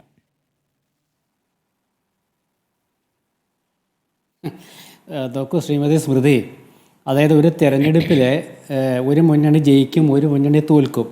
അപ്പോൾ ജയിച്ച മുന്നണി ആത്മവിശ്വാസത്തോടെ അവരുടെ കർമ്മപരിപാടികളൊക്കെ ആവിഷ്കരിക്കും. തോറ്റ മുന്നണി സാധാരണഗതിയിൽ അത് പെട്ടെന്ന് ആ തോൽവിയിൽ നിന്നും ഉയർത്തെഴുന്നേറ്റ് ജനങ്ങളോട് തങ്ങളുടെ ഭാഗത്ത് നിന്ന് തെറ്റുണ്ടെങ്കിൽ ആ തെറ്റൊക്കെ തിരുത്തി മുന്നോട്ട് പോകണം. പക്ഷേ എന്തുകൊണ്ടാണ് ഇപ്പോഴും ഇടതുമുന്നണി കേരളത്തിൽ അമ്പരന്ന് നിൽക്കുന്നത്? എന്തുകൊണ്ടാണ് CPM-ന് ഈ ജനങ്ങൾ അവരുടെ വിശ്വാസത്തിനനുസരിച്ചിട്ട് UDF-ന് വോട്ട് ചെയ്ത് മനസ്സിലാക്കാൻ പറ്റാത്തത് എന്നൊരു ചോദ്യം ഉയരുകയാണ്. യഥാർത്ഥ ഇടതുപക്ഷം തെറ്റുകൾ തിരുത്തണമെന്ന് CPI-യുടെ നേതാവ് ബിനോയ് വിശ്വം പറയുമ്പോൾ യഥാർത്ഥ ഇടതുപക്ഷം തങ്ങളാണെന്നും മറ്റത് തീവ്ര വലതുപക്ഷമാണെന്നും UDF പറയേണ്ടി വരികയാണ്. അങ്ങനെ പറയുമ്പോൾ ജനങ്ങൾ ചിന്തിച്ചത് UDF ആണ് ശരിയെന്നുള്ളതാണ്. സാധാരണഗതിയിൽ ഇന്നത്തെ വയനാട്ടിലത്തെ ആ ഒരു ക്യാമ്പാണല്ലോ ഈ ചർച്ചയ്ക്ക് ആധാരം. എന്തുകൊണ്ടാണ് വയനാട്ടിലത്തെ ക്യാമ്പ് ഇത്ര വിജയമാണെന്ന് തോന്നിക്കാൻ കാരണം എന്തുകൊണ്ടാണ്? ഈ വയനാട്ടിലത്തെ ക്യാമ്പ് കൊണ്ടൊന്നും അല്ല കേരളത്തിൽ UDF അധികാരത്തിൽ വരിക എന്നുള്ള വേറൊരു വിഷയം. പക്ഷേ ഇത് വർഷങ്ങളായിട്ട് UDF പാകപ്പെടുത്തിയൊരു സംവിധാനമാണെന്ന് വയനാട്ടിൽ നടന്നത്. അതിന് നമ്മൾ ശ്രീ K. സുധാകരനോടും ഒരു പരിധിവരെ കടപ്പെട്ടിരിക്കുകയാണ്. സെമി കേഡറാകും കോൺഗ്രസ് എന്ന് പറഞ്ഞപ്പോൾ അന്ന് പരിഹസിച്ചവരുണ്ട്. പക്ഷേ സെമി കേഡർ എന്ന സ്വഭാവത്തിലേക്ക് കോൺഗ്രസ് എത്തിയില്ലെങ്കിൽ പോലും ആ സെമി കേഡറിൻ്റെ സ്വഭാവം കാണിക്കാൻ തുടങ്ങി എന്നുള്ളതിൻ്റെ തെളിവല്ലേ ശ്രീ ശശി തരൂർ ഉൾപ്പെടെയുള്ളവർ ഇന്നത്തെ ആ സമ്മേളനത്തിൽ പങ്കെടുക്കുകയും തങ്ങളുടെ നിലപാട് പരസ്യമായി വ്യക്തമാക്കുകയും ചെയ്തത്. അപ്പോൾ അത്തരമൊരു സാഹചര്യത്തിൽ LDF ഒരു അമ്പരന്ന് നിൽക്കുന്നത് എന്തുകൊണ്ടാണ്? എങ്ങനെയാണ് ജനങ്ങളെ ഇനി കയ്യിലെടുക്കുക എന്നത് അവർക്ക് യാതൊരു അവരുടെ കയ്യിൽ ഒന്നുമില്ല, ഒരു ആയുധമില്ല. ആകപ്പെടെയുള്ള ആയുധങ്ങൾ 3 എണ്ണമാണ്: അശ്ലീലം, അതുപോലെ നുണ, പരിഹാസം. ഇതെല്ലാം പരാജയപ്പെടുത്തുന്ന ജനം. ഇവിടെ സ്മൃതി ചോദിച്ചല്ലോ, മതവും മതേതരവും അതാണോ ജനങ്ങൾ നേരം വെളുത്ത് ചിന്തിക്കുന്നത്? അവർക്ക് ജോലിയുണ്ടോ? അവർക്ക് തൊഴിലില്ലായ്മ പരിഹരിക്കാൻ എന്തെങ്കിലും മാർഗമുണ്ടോ? അവർക്ക് റേഷൻ കടയിലത്തെ കാര്യങ്ങളുണ്ടോ? അവർക്ക് ആശുപത്രിയിൽ പോയാൽ ജീവൻ തിരിച്ചു കിട്ടുമോ? അവർ വന്യമൃഗത്തിൽ നിന്ന് സംരക്ഷണം കിട്ടുമോ? കുട്ടികൾക്ക് പഠിക്കാൻ പറ്റുന്നുണ്ടോ? സ്വസ്ഥമായി ജീവിക്കാൻ പറ്റുന്നുണ്ടോ? ഇതൊക്കെയാണ് ആലോചിക്കുക. അല്ലാതെ നേരം വെളുത്ത് SDPI ജമാഅത്തെ ഇസ്ലാമിയെ ചിന്തിച്ചുകൊണ്ടാണോ ജനങ്ങൾ ഉണരുന്നത്? ജനങ്ങൾ ഉണരുന്നത് അന്നത്തെ നിത്യജീവിതത്തിൽ എന്ത് ചെയ്യണമെന്നുള്ള നോക്കിക്കൊണ്ടാണ്. അവിടെയാണ് UDF നിലപാടെടുത്തത്. ആ നിലപാടിനെ ഇവരെതിർത്തു. എന്നിട്ട് ഇവരെന്താണ് കൊണ്ടുവന്നത്? കഴിഞ്ഞ തെരഞ്ഞെടുപ്പ് കാലത്ത് ഈ SDPIയും ജമാഅത്തെ ഇസ്ലാമിയും ലൈംഗിക വിഷയവും നുണയും എല്ലാം കൊണ്ടുവന്നു. ഒക്കെ പരാജയപ്പെട്ടില്ലേ? എങ്കിൽ അങ്ങനെ പരാജയപ്പെട്ടപ്പോൾ അത് പരാജയപ്പെട്ടു എന്ന് CPIക്ക് തോന്നി. അതുകൊണ്ട് CPI ഒരു നിലപാടെടുത്തു. പക്ഷേ ഇപ്പോഴത്തെ UDF നോക്കൂ, ഈ ആത്മവിശ്വാസം എന്നുള്ളത് പെട്ടെന്ന് ഉണ്ടാവുകയും പെട്ടെന്ന് പോവുകയും ചെയ്യാവുന്നൊരു ഘടകമാണ്. പക്ഷേ ലോക്സഭാ തെരഞ്ഞെടുപ്പിന് ശേഷം നടന്ന നിയമസഭാ ഉപതെരഞ്ഞെടുപ്പുകൾ, ആ ഉപതെരഞ്ഞെടുപ്പിൽ നേടിയ വിജയം, അതിനുശേഷം തദ്ദേശ തെരഞ്ഞെടുപ്പിൽ നേടിയ വിജയം, ഇങ്ങനെ തുടർച്ചയായി നേടിക്കൊണ്ടിരിക്കുന്ന വിജയത്തിൽ നിന്ന് ഒരു ആത്മവിശ്വാസം ഉൾക്കൊള്ളുമ്പോൾ മറുഭാഗത്ത് ഈ ആത്മവിശ്വാസം തകരുമ്പോൾ അവർക്ക് അരിശം വരികയാണ്. ഈ അരിശം അവരെ അവിവേകത്തിലേക്ക് എത്തിക്കുകയാണ്. ഇപ്പോൾ ഏറ്റവും ഒടുവിലത്തെ ഉദാഹരണം 1957 ജനങ്ങളല്ല, വോട്ടർമാരല്ല 2025 എന്താ CPI മനസ്സിലാക്കാത്തത്? എന്തുകൊണ്ടാണ്? കാരണം ഇന്ന് VD സതീശനെതിരെ ഇന്നലെ ഒരു CBI അന്വേഷണം പ്രഖ്യാപിക്കുക. തൻ്റെ വകുപ്പിലെ 2 വിജിലൻസിന്റെ 2 ശുപാർശ മനസ്സിലാക്കാൻ പറ്റാത്തൊരു മുഖ്യമന്ത്രിയാണ് ശ്രീകുമാർ. അത് നേരത്തെ നൽകി എന്ന് പറയുന്ന ശുപാർശ 11 മാസങ്ങൾക്ക് ഇപ്പുറം പുറത്തേക്ക് വിടുകയാണ് ചെയ്തത്. അല്ല, ഞാനതല്ല പറഞ്ഞേ, ഞാൻ പറഞ്ഞ അതല്ല. അതായത് ഒരു സംഭവത്തിൽ ഒരു പ്രതിപക്ഷ നേതാവിനെതിരെ 2 വിജിലൻസ് ശുപാർശ വന്നിരിക്കുന്നു. ഈ 2 വിജിലൻസ് ശുപാർശ തങ്ങളുടെ പക്കലുണ്ടെന്നും അതിൽ അദ്ദേഹം കുറ്റവിമുക്തനാണെന്നും അറിയാത്ത ഒരു മുഖ്യമന്ത്രിയാണോ ഇത് പ്രഖ്യാപിക്കാൻ പോകുന്നതെന്നാണ് ഞാൻ ചോദിച്ചത്. കാരണം ഇന്നലെ ഗോവിന്ദ മാഷോട് പ്രതികരണം ചോദിച്ചു. മാഷിക്ക് കൃത്യമായ ഉത്തരമുണ്ടായില്ല. നിങ്ങളുടെ ക്ലിപ്പിംഗ് എടുത്ത് നോക്കിയാൽ അറിയാം, മാഷിക്ക് ഉത്തരവില്ല. മാഷ് സ്തബ്ധനായിപ്പോയി. കാരണം എന്താണ് പറയേണ്ടതെന്ന് അറിയില്ല. അപ്പോൾ ഈ കാര്യങ്ങളൊക്കെ പറഞ്ഞാൽ ആര് വിശ്വസിക്കാനാണ്? VD സതീശനെതിരെ ഒരു ആക്ഷേപം കൊണ്ടുവന്നാൽ അത് 1957 പറയുന്ന ജനങ്ങളല്ല ഇപ്പോൾ കേൾക്കുന്നതെന്ന് ഇവർ മനസ്സിലാക്കണ്ടേ? കാരണം ഇവരെ സംബന്ധിച്ചിടത്തോളം ഇവരിപ്പോഴും ധരിക്കുന്ന ഞങ്ങൾ പ്രഖ്യാപനങ്ങൾ നടത്തിയാൽ ജനം വീഴുന്നതാണ്. ഇവർ പെൻഷൻ പ്രഖ്യാപിച്ചു, അതുപോലെ ആനുകൂല്യങ്ങൾ പ്രഖ്യാപിച്ചു, സ്ത്രീകൾക്ക് 1000 രൂപ പ്രഖ്യാപിച്ചു. പക്ഷേ ജനം അതിൽ വീണില്ല. അതൊരു കെണിയാണെന്ന് അവർക്ക് മനസ്സിലായി. ഇപ്പോൾ നോക്കൂ, അതിദാരിദ്ര്യം എന്നൊരു പ്രഖ്യാപനം നടത്തി. അതിദാരിദ്ര്യം മുക്തമല്ല കേരളം എന്ന് നമ്മളൊക്കെ ചർച്ചയിൽ പലവട്ടം കൃത്യമായി പറഞ്ഞതാണ്. അന്നൊന്നും അവർ സമ്മതിച്ചില്ല. ഇന്നിപ്പോൾ 2ാം ഘട്ടം അതിദാരിദ്ര്യം. അപ്പോൾ ആദ്യത്തെ അതിദാരിദ്ര്യത്തിലെ പാളിച്ച ഒന്നുള്ളതല്ലേ? ഇതെങ്ങനെ ജനം വിശ്വസിക്കും? അതുകൊണ്ട് ഇവരെ സംബന്ധിച്ചിടത്തോളം LDF ക്യാമ്പിൽ അസ്വസ്ഥത ഉണ്ടാക്കാനായിട്ട് UDFന് സാധിക്കുന്നു എന്നുള്ളതാണ് പ്രധാനം. കാരണം UDF ഓരോ ദിവസവും ഞങ്ങൾ വരുന്നു, ഇപ്പം പിടിക്കും. കാരണം ഇതൊരു കെയർടേക്കർ ഗവൺമെൻറ്റാണ് പിണറായി വിജയൻ്റെ. 100 ദിവസമേ ഉള്ളിനിയും. ആ 100 ദിവസത്തേക്ക് കേരളത്തിലൊരു ഭരണം കൊണ്ടു നടക്കാൻ വേണ്ടി ഉദ്യോഗസ്ഥന്മാരെ തൽക്കാലത്തേക്കൊന്ന് സംവിധാനം ചെയ്യാൻ വേണ്ടിയുള്ളൊരു കെയർടേക്കർ ഗവൺമെൻറ്റാണ്. ആ ഗവൺമെൻറ് ഇനി വരില്ല എന്ന കൃത്യമായ സന്ദേശം UDF കൊടുക്കുകയാണ്. അതെങ്ങനെ? സാധാരണഗതിയിൽ UDFിലെ ഘടകകക്ഷികൾ തിരഞ്ഞെടുപ്പ് കാലമാകുമ്പോൾ സീറ്റ് വേണം, സീറ്റ് കൂടുതൽ വേണം എന്നൊക്കെ പറയും. പക്ഷേ ഇപ്പം നോക്കൂ, മുസ്ലിം ലീഗ് എന്താ പറഞ്ഞത്? സീറ്റുകൾക്ക് ഞങ്ങളുടെ അവകാശം ഉന്നയിക്കും, പക്ഷേ അത് ജയത്തെ ബാധിക്കാത്ത രീതിയിലായിരിക്കും. ജയമാണ് മുഖ്യം എന്നാണ് അവർ പറയുന്നത്. മാത്രമല്ല, കോൺഗ്രസിൽ എന്തെങ്കിലും പ്രശ്നങ്ങൾ ഉണ്ടെങ്കിൽ ആ പ്രശ്നങ്ങളൊക്കെ ഈ തെരഞ്ഞെടുപ്പോടുകൂടി പുറത്തേക്ക് വരുമെന്ന് പറയുകയും പൊട്ടിത്തെറിക്കുമെന്നൊക്കെ പറയുകയും ചെയ്തവർക്ക് ഇന്ന് ആ ക്യാമ്പിൽ എന്താണ് കാണാൻ പറ്റിയത്? ക്യാമ്പിൽ ആരെങ്കിലും ഏതെങ്കിലും രീതിയിലൊരു വിമർശനം ഉന്നയിച്ചതോ? അപ്പോഴും ഇവർ നുണ പറഞ്ഞു. ഇവർ പറഞ്ഞു മുല്ലപ്പള്ളി രാമചന്ദ്രനും VM സുധീരനും ക്യാമ്പ് ബഹിഷ്കരിച്ചെന്ന് CPM എന്ന പ്രചരണം ഇറക്കി. ഈ 2 പേരെ ഞാൻ വിളിച്ചിരുന്നു. മുല്ലപ്പള്ളി രാമചന്ദ്രൻ അദ്ദേഹം സ്തബ്ധനായിപ്പോയി. അദ്ദേഹം വാർത്ത കണ്ടില്ല. CPM-ൻ്റെ വാർത്തയാണത്. അദ്ദേഹം പറഞ്ഞ ഞാൻ സംഘടനാ ചുമതലയുള്ള ജനറൽ സെക്രട്ടറി നെയ്യാറ്റിൻകര സനിലെ വിളിച്ച് പറഞ്ഞു എത്താൻ പറ്റില്ല. VM സുധീരൻ പറഞ്ഞു എനിക്ക് എത്താൻ പറ്റില്ല. എന്നിട്ട് ഈ രണ്ടുപേരും ബഹിഷ്കരിച്ചു എന്ന് പറയുക. അപ്പം അതിനൊന്നും ആ നുണ പോലും ഒരു പാർട്ടിയുടെ ഈ കേരളത്തിലെ UDF-നെ അധികാരത്തിൽ എത്തിച്ച, തദ്ദേശ സ്ഥാനങ്ങളിൽ എത്തിച്ച കോൺഗ്രസിൻ്റെ 2 മുൻ KPCC പ്രസിഡന്റുമാരെ ക്യാമ്പ് ബഹിഷ്കരിച്ചെന്ന് നുണ പറയുകയാണ്. അപ്പം നുണ ആയുധമാണ്, അത് തങ്ങൾക്കെതിരായി ബാധിച്ചെന്ന് മനസ്സിലാക്കാൻ പറ്റാത്തവരാണ് ഇവർ അയ്യപ്പൻ്റെ ആ ഒരു സ്വർണ്ണ വിഗ്രഹത്തെ, നമ്മുടെ സ്വർണ്ണക്കളവിനെ കുറിച്ച് പറഞ്ഞല്ലോ, അന്ന് ഒരു പാട്ടിറങ്ങി. ആ പാട്ടൊന്നുമല്ല ജയിപ്പിച്ചത്, പാട്ടൊരു പാരഡി പാട്ട്, ഒരു ഉത്സാഹമായിരുന്നുള്ള ശരിയാണ്. പക്ഷേ ഇന്ന് നോക്കൂ, അവർ ബദൽ പാരഡി ഇറക്കാൻ ശ്രമിക്കുകയാണ്. അപ്പോൾ ബദൽ പാരഡി ഇറക്കാൻ ശ്രമിക്കുന്ന CPM-നെ കുറിച്ച് നമ്മളെന്താ പറയുക? അതിലവർക്ക് അഭിപ്രായ ഭിന്നതയില്ല. MA ബേബി എന്താ പറഞ്ഞത്? സോണിയാഗാന്ധിയെ സംശയത്തിൻ്റെ മുന്നിൽ ഞങ്ങൾ നിർത്തില്ല. കേരളത്തിലെ CPM എന്താ പറയുന്നത്? സോണിയാഗാന്ധി ഉത്തരം പറയണം. അപ്പോൾ ഇവർക്കൊരു നയമുണ്ടോ? അപ്പോൾ ഇവർ അമ്പരന്ന് നിൽക്കുകയാണ്. ഒരു LDF-നെ സാധാരണയിൽ ഒരു കമ്മ്യൂണിസ്റ്റ് പാർട്ടിക്ക് ഒരു തോൽവി സംഭവിച്ചാൽ ആ തോൽവിയിൽ അവർ ചില ന്യായങ്ങൾ കണ്ടെത്തും, ചില അടിസ്ഥാനപരമായ നീക്കങ്ങൾ നടത്തി അത് പരിഹരിക്കാൻ ശ്രമിക്കും. പക്ഷേ ഇത് രണ്ടും കൂടെ ഉണ്ടായിട്ടില്ല. തോറ്റു എന്ന് സമ്മതിക്കാതെ തന്നെ ഇവർ പുതിയ പരിഷ്കാരങ്ങൾ കൊണ്ടുവരുമെന്ന് പറയുകയാണ്. അത് ജനം വിശ്വസിക്കില്ല. ഇന്ന് കേരളം വിശ്വസിക്കുന്നത് പ്രതിപക്ഷ നേതാവിനെയാണ്. കേരളം വിശ്വസിക്കാത്തത് മുഖ്യമന്ത്രിയാണ്. കാരണം എന്താണ്? അവരുടെ മുമ്പിൽ തെളിവുകളുണ്ട്. ഈ തെളിവുകളുടെ അടിസ്ഥാനത്തിൽ ഇപ്പോൾ വയനാട് ഒരു കോൺഗ്രസ് ക്യാമ്പ് നടക്കുമ്പോൾ ആ ക്യാമ്പ് എന്ന് പറയുന്നത് അവിടെ നടക്കുന്ന കാര്യങ്ങളിലൊന്നും കേരളത്തിലെ കോൺഗ്രസ്സുകാർ വല്ലാതെ കൂടെ ആവേശം പൂണ്ടിരിക്കേണ്ട കാര്യമൊന്നുമില്ല. അത് എതിരാളികളുടെ ക്യാമ്പിൽ അസ്വസ്ഥത ഉണ്ടാക്കാനുള്ള തീവ്രമായ ഒരു നിലപാടിൻ്റെ സമ്മേളനമാണത്. അതിലവർ വിജയിച്ചു. യാതൊരു സംശയമില്ല. VD സതീശൻ്റെ ഇന്നത്തെ പ്രസംഗം കേട്ടാൽ CPM-കാർ അരിശം കൊള്ളും. അദ്ദേഹത്തിനെതിരെ 2 CBI അന്വേഷണം വേണമെങ്കിൽ അവർ പ്രഖ്യാപിച്ചേക്കാം. പക്ഷെ ഒരു കാര്യം നമ്മൾ വ്യക്തമാക്കേണ്ടത് എന്താണെന്ന് വെച്ചാൽ, എന്തുകൊണ്ട് LDF-ൻ്റെ അമ്പരപ്പ് അവർക്ക് മാറ്റാൻ പറ്റുന്നില്ല? എന്തുകൊണ്ട് CPM-ന് അവർക്ക് ആ തൊഴിൽ നിന്ന് ഉയർത്തെഴുന്നേൽക്കാൻ പറ്റുന്നില്ല? എന്തുകൊണ്ട് CPI കൂടുതൽ വിമർശനങ്ങൾ തൊടുത്തുവിടുന്നു? അവിടെയാണ് കേരളത്തിലെ ഇടതുപക്ഷം എന്നുള്ളത് ഒരു മതേതരമോ മതവാദമോ ഒന്നുമല്ല. കേരളത്തിലെ ഇടതുപക്ഷത്തിന് ജനങ്ങളെ വിശ്വാസത്തിലെടുക്കാൻ പറ്റാത്ത ഒരു ചെറിയ മുന്നണി സംവിധാനമായിട്ട് മാത്രം മാറി, ഭരണം എന്ന ഒരു ആശയം മാത്രം മുൻനിർത്തിയുള്ള ഒരു സംവിധാനമായിട്ട് അവർ മാറുമ്പോൾ അവർക്ക് ഏൽക്കുന്ന പ്രഹരം പോലും അവർ തുടച്ചു കളഞ്ഞിട്ട് അവർ വീണ്ടും നുണ പറഞ്ഞുകൊണ്ടിരിക്കുകയാണ്. ശരി, ശ്രീ ശ്രീകുമാർ. അഡ്വക്കേറ്റ് BN ഹസ്കർ, ഇനി വരുന്ന തെരഞ്ഞെടുപ്പ് മതവാദികളും തമ്മിലുള്ള മത്സരമാണ് എന്ന രൂപത്തിൽ ഇപ്പോൾ ശ്രീ റെജി ലൂക്കോസ് പറഞ്ഞതിനോട് അങ്ങ് എത്രത്തോളം യോജിക്കുന്നുണ്ട്? മുസ്ലിം ലീഗ് എന്ന രാഷ്ട്രീയ പാർട്ടിയെ ഒരു തീവ്ര സംഘടനയായി അല്ലെങ്കിൽ തീവ്ര നിലപാടുള്ള രാഷ്ട്രീയ പാർട്ടിയായി CPM കണ്ടിട്ടില്ല എന്നുള്ളതാണ് നമ്മൾ കണ്ടിട്ടുള്ളത്.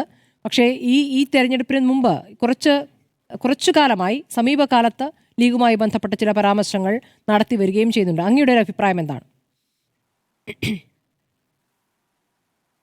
സ്മൃതി, ഇതിൽ കേരളത്തിൻ്റെ സോഷ്യൽ ഫാബ്രിക് മാറുന്നു എന്ന യാഥാർത്ഥ്യബോധം ഉൾക്കൊള്ളാൻ ഇടതുപക്ഷത്തിനും വലതുപക്ഷത്തിനും ആവുന്നു എന്നുള്ളതാണ്. കേരളത്തിൻ്റെ സോഷ്യൽ ഫാബ്രിക്കിൽ വലിയ തോതിൽ മാറ്റമുണ്ടാക്കുകയും കേരളത്തിൽ പുതിയ സോഷ്യൽ എഞ്ചിനീയറിംഗ് പരീക്ഷിക്കുകയും ചെയ്യുന്നു എന്ന ഒരു ഘട്ടത്തിലേക്കാണ് ഇപ്പോൾ കേരളം കടന്നു പോകുന്നത്. ലീഗിനെക്കുറിച്ച് വ്യത്യസ്തമായ അഭിപ്രായമായിരുന്നു എല്ലാ കാലത്തും CPM എടുത്തിട്ടുള്ളതെന്ന് കരുതുന്ന ഒരാളാണ്. എന്തുകൊണ്ടെന്നാൽ ലീഗ്, നമുക്ക് ഒരൊറ്റ ഉദാഹരണത്തിലേക്ക് തന്നെ വരാം. 1996 ഇന്ത്യയിൽ ഏറ്റവും വേദനയോടുകൂടി കണ്ടിരുന്നത് ബാബറി മസ്ജിദിൻ്റെ മിനാരങ്ങൾ തകർന്നു വീഴുന്ന ഘട്ടത്തിൽ കേരളം ഒരു വർഗീയ സംഘർഷങ്ങളുടെ നാടായി മാറാമായിരുന്ന ഒരു കാലഘട്ടത്തിൽ അന്ന് കേരളത്തിലെ മുസ്ലിം ലീഗിനെടുത്തൊരു നിലപാടുണ്ട്.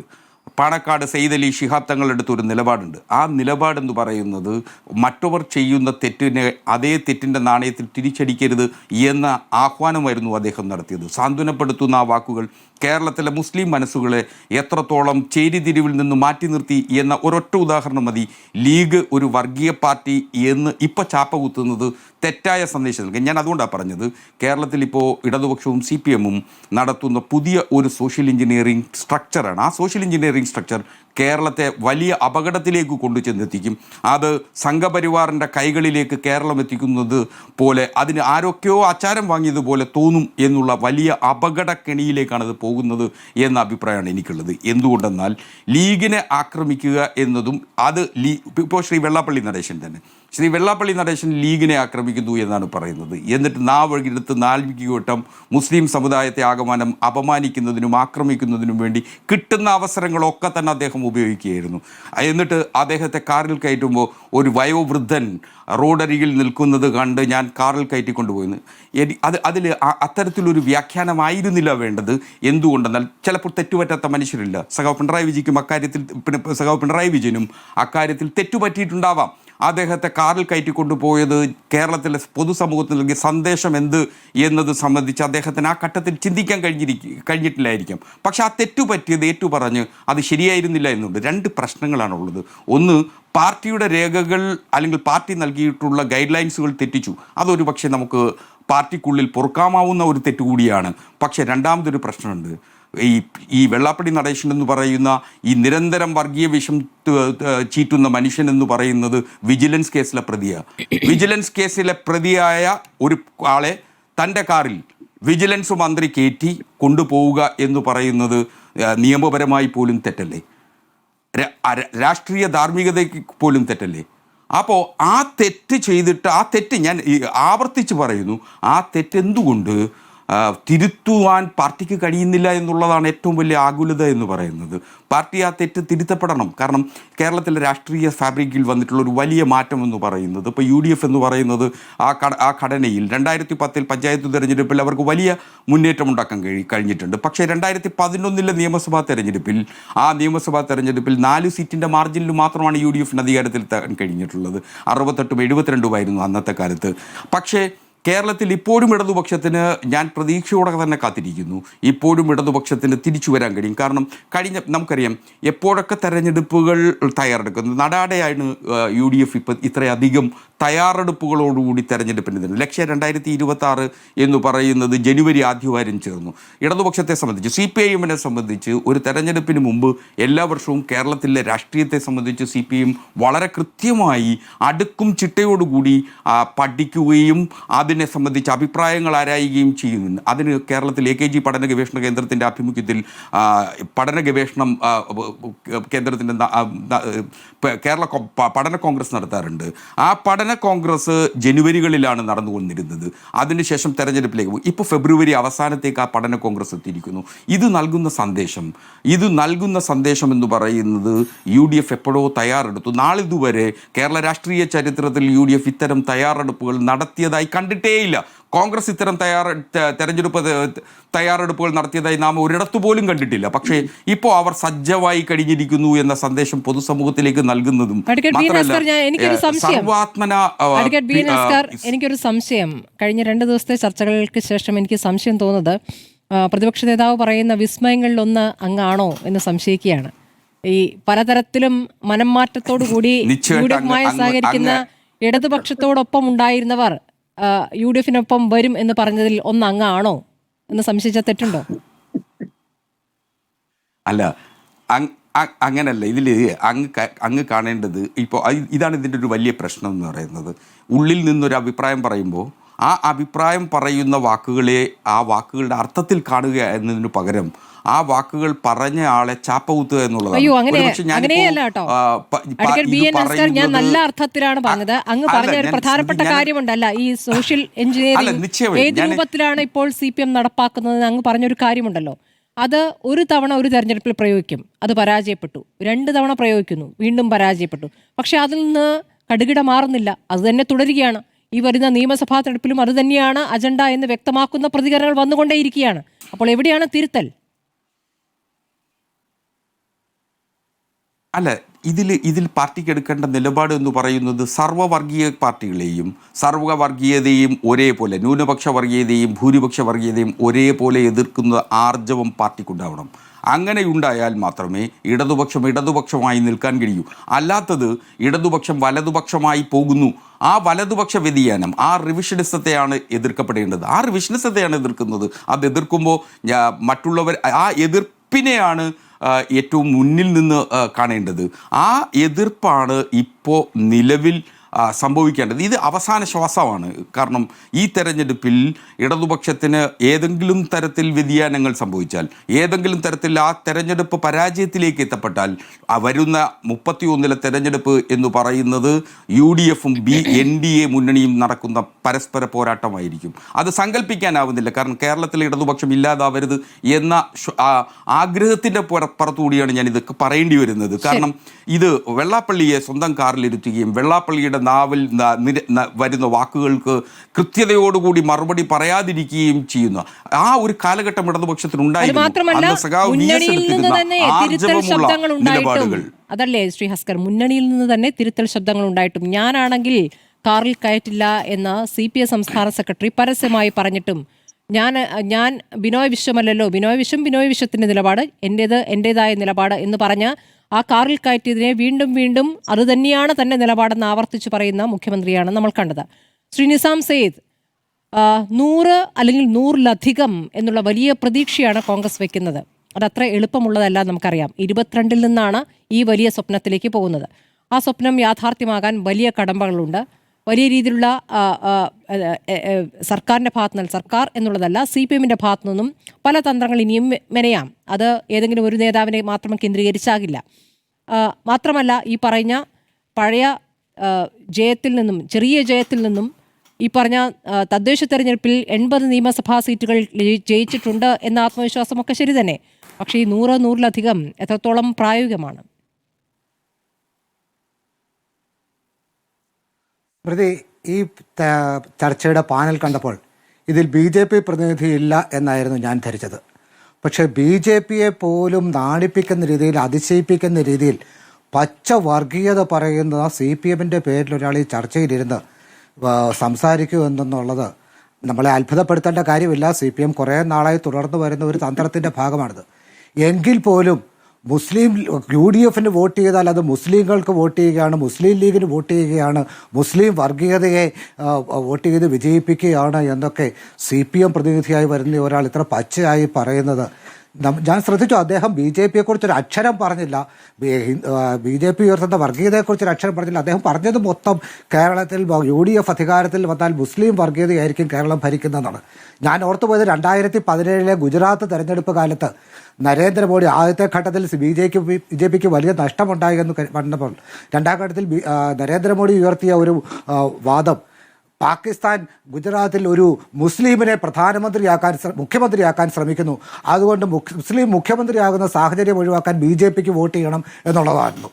ഏതാണ്ട് സമാനമായി അതിനേക്കാൾ വളരെ ക്രൂഡായി ഒരു വാദം ഈ CPM പ്രതിനിധി ഉന്നയിക്കുന്നു എന്നുള്ളത് പരാജയത്തിൽ നിന്ന് ഒരു പാഠവും CPM പഠിക്കുന്നില്ല എന്നുള്ളതിൻ്റെ മാത്രം ലക്ഷണമാണ്.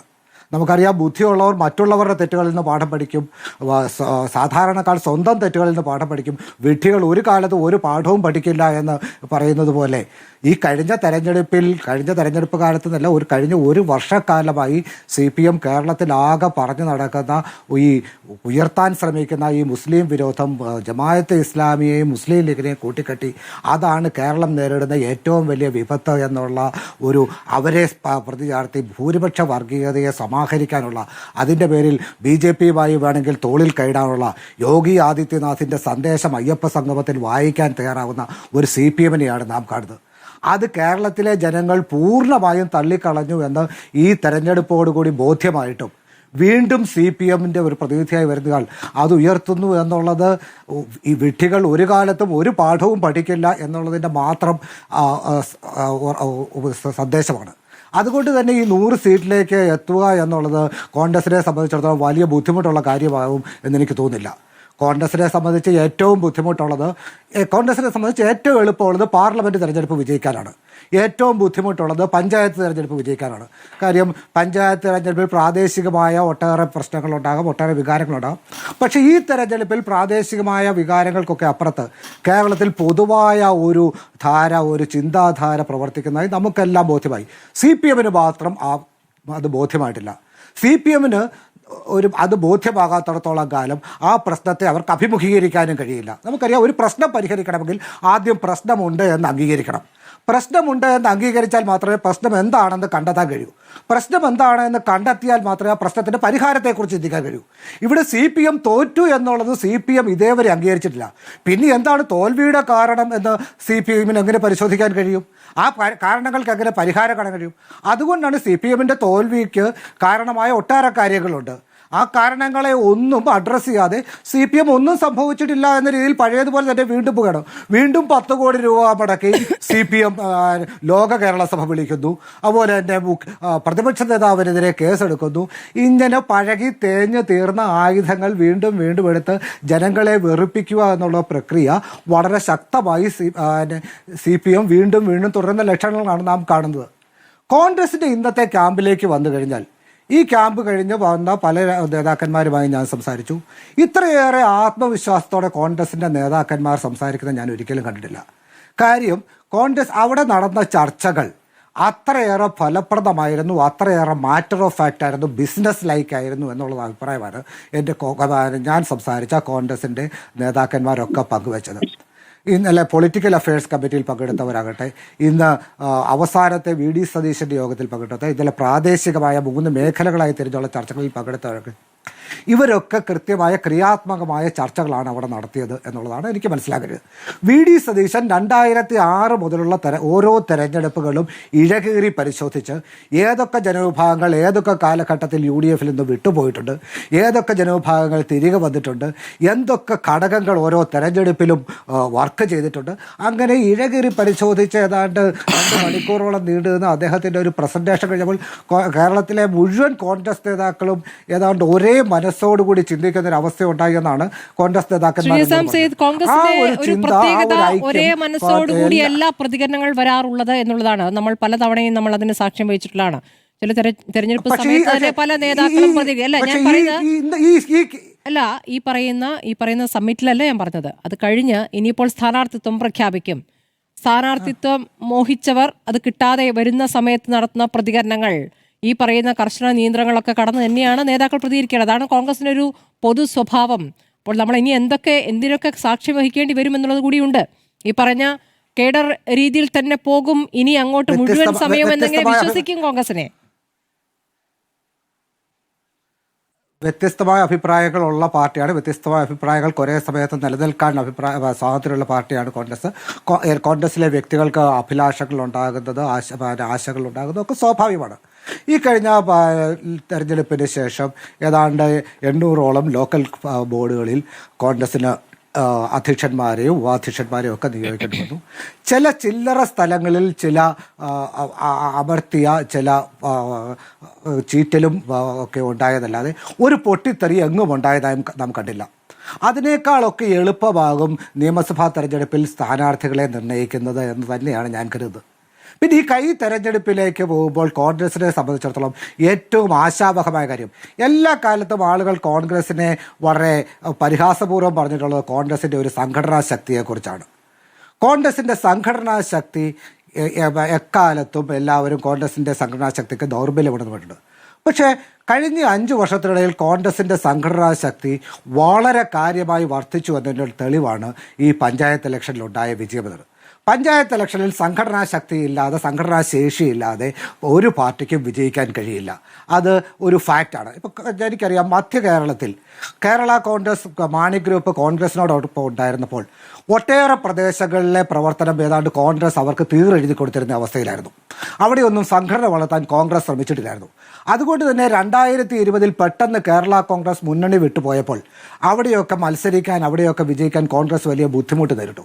പക്ഷേ 2025 ആകുമ്പോൾ ആ മേഖലകളിലാകെ കോൺഗ്രസ് സ്വന്തം സംഘടനാ ശേഷി വർദ്ധിപ്പിക്കുകയും കോൺഗ്രസിന് വലിയ വിജയം നേടുവാൻ കഴിയുകയൊക്കെ ചെയ്തു.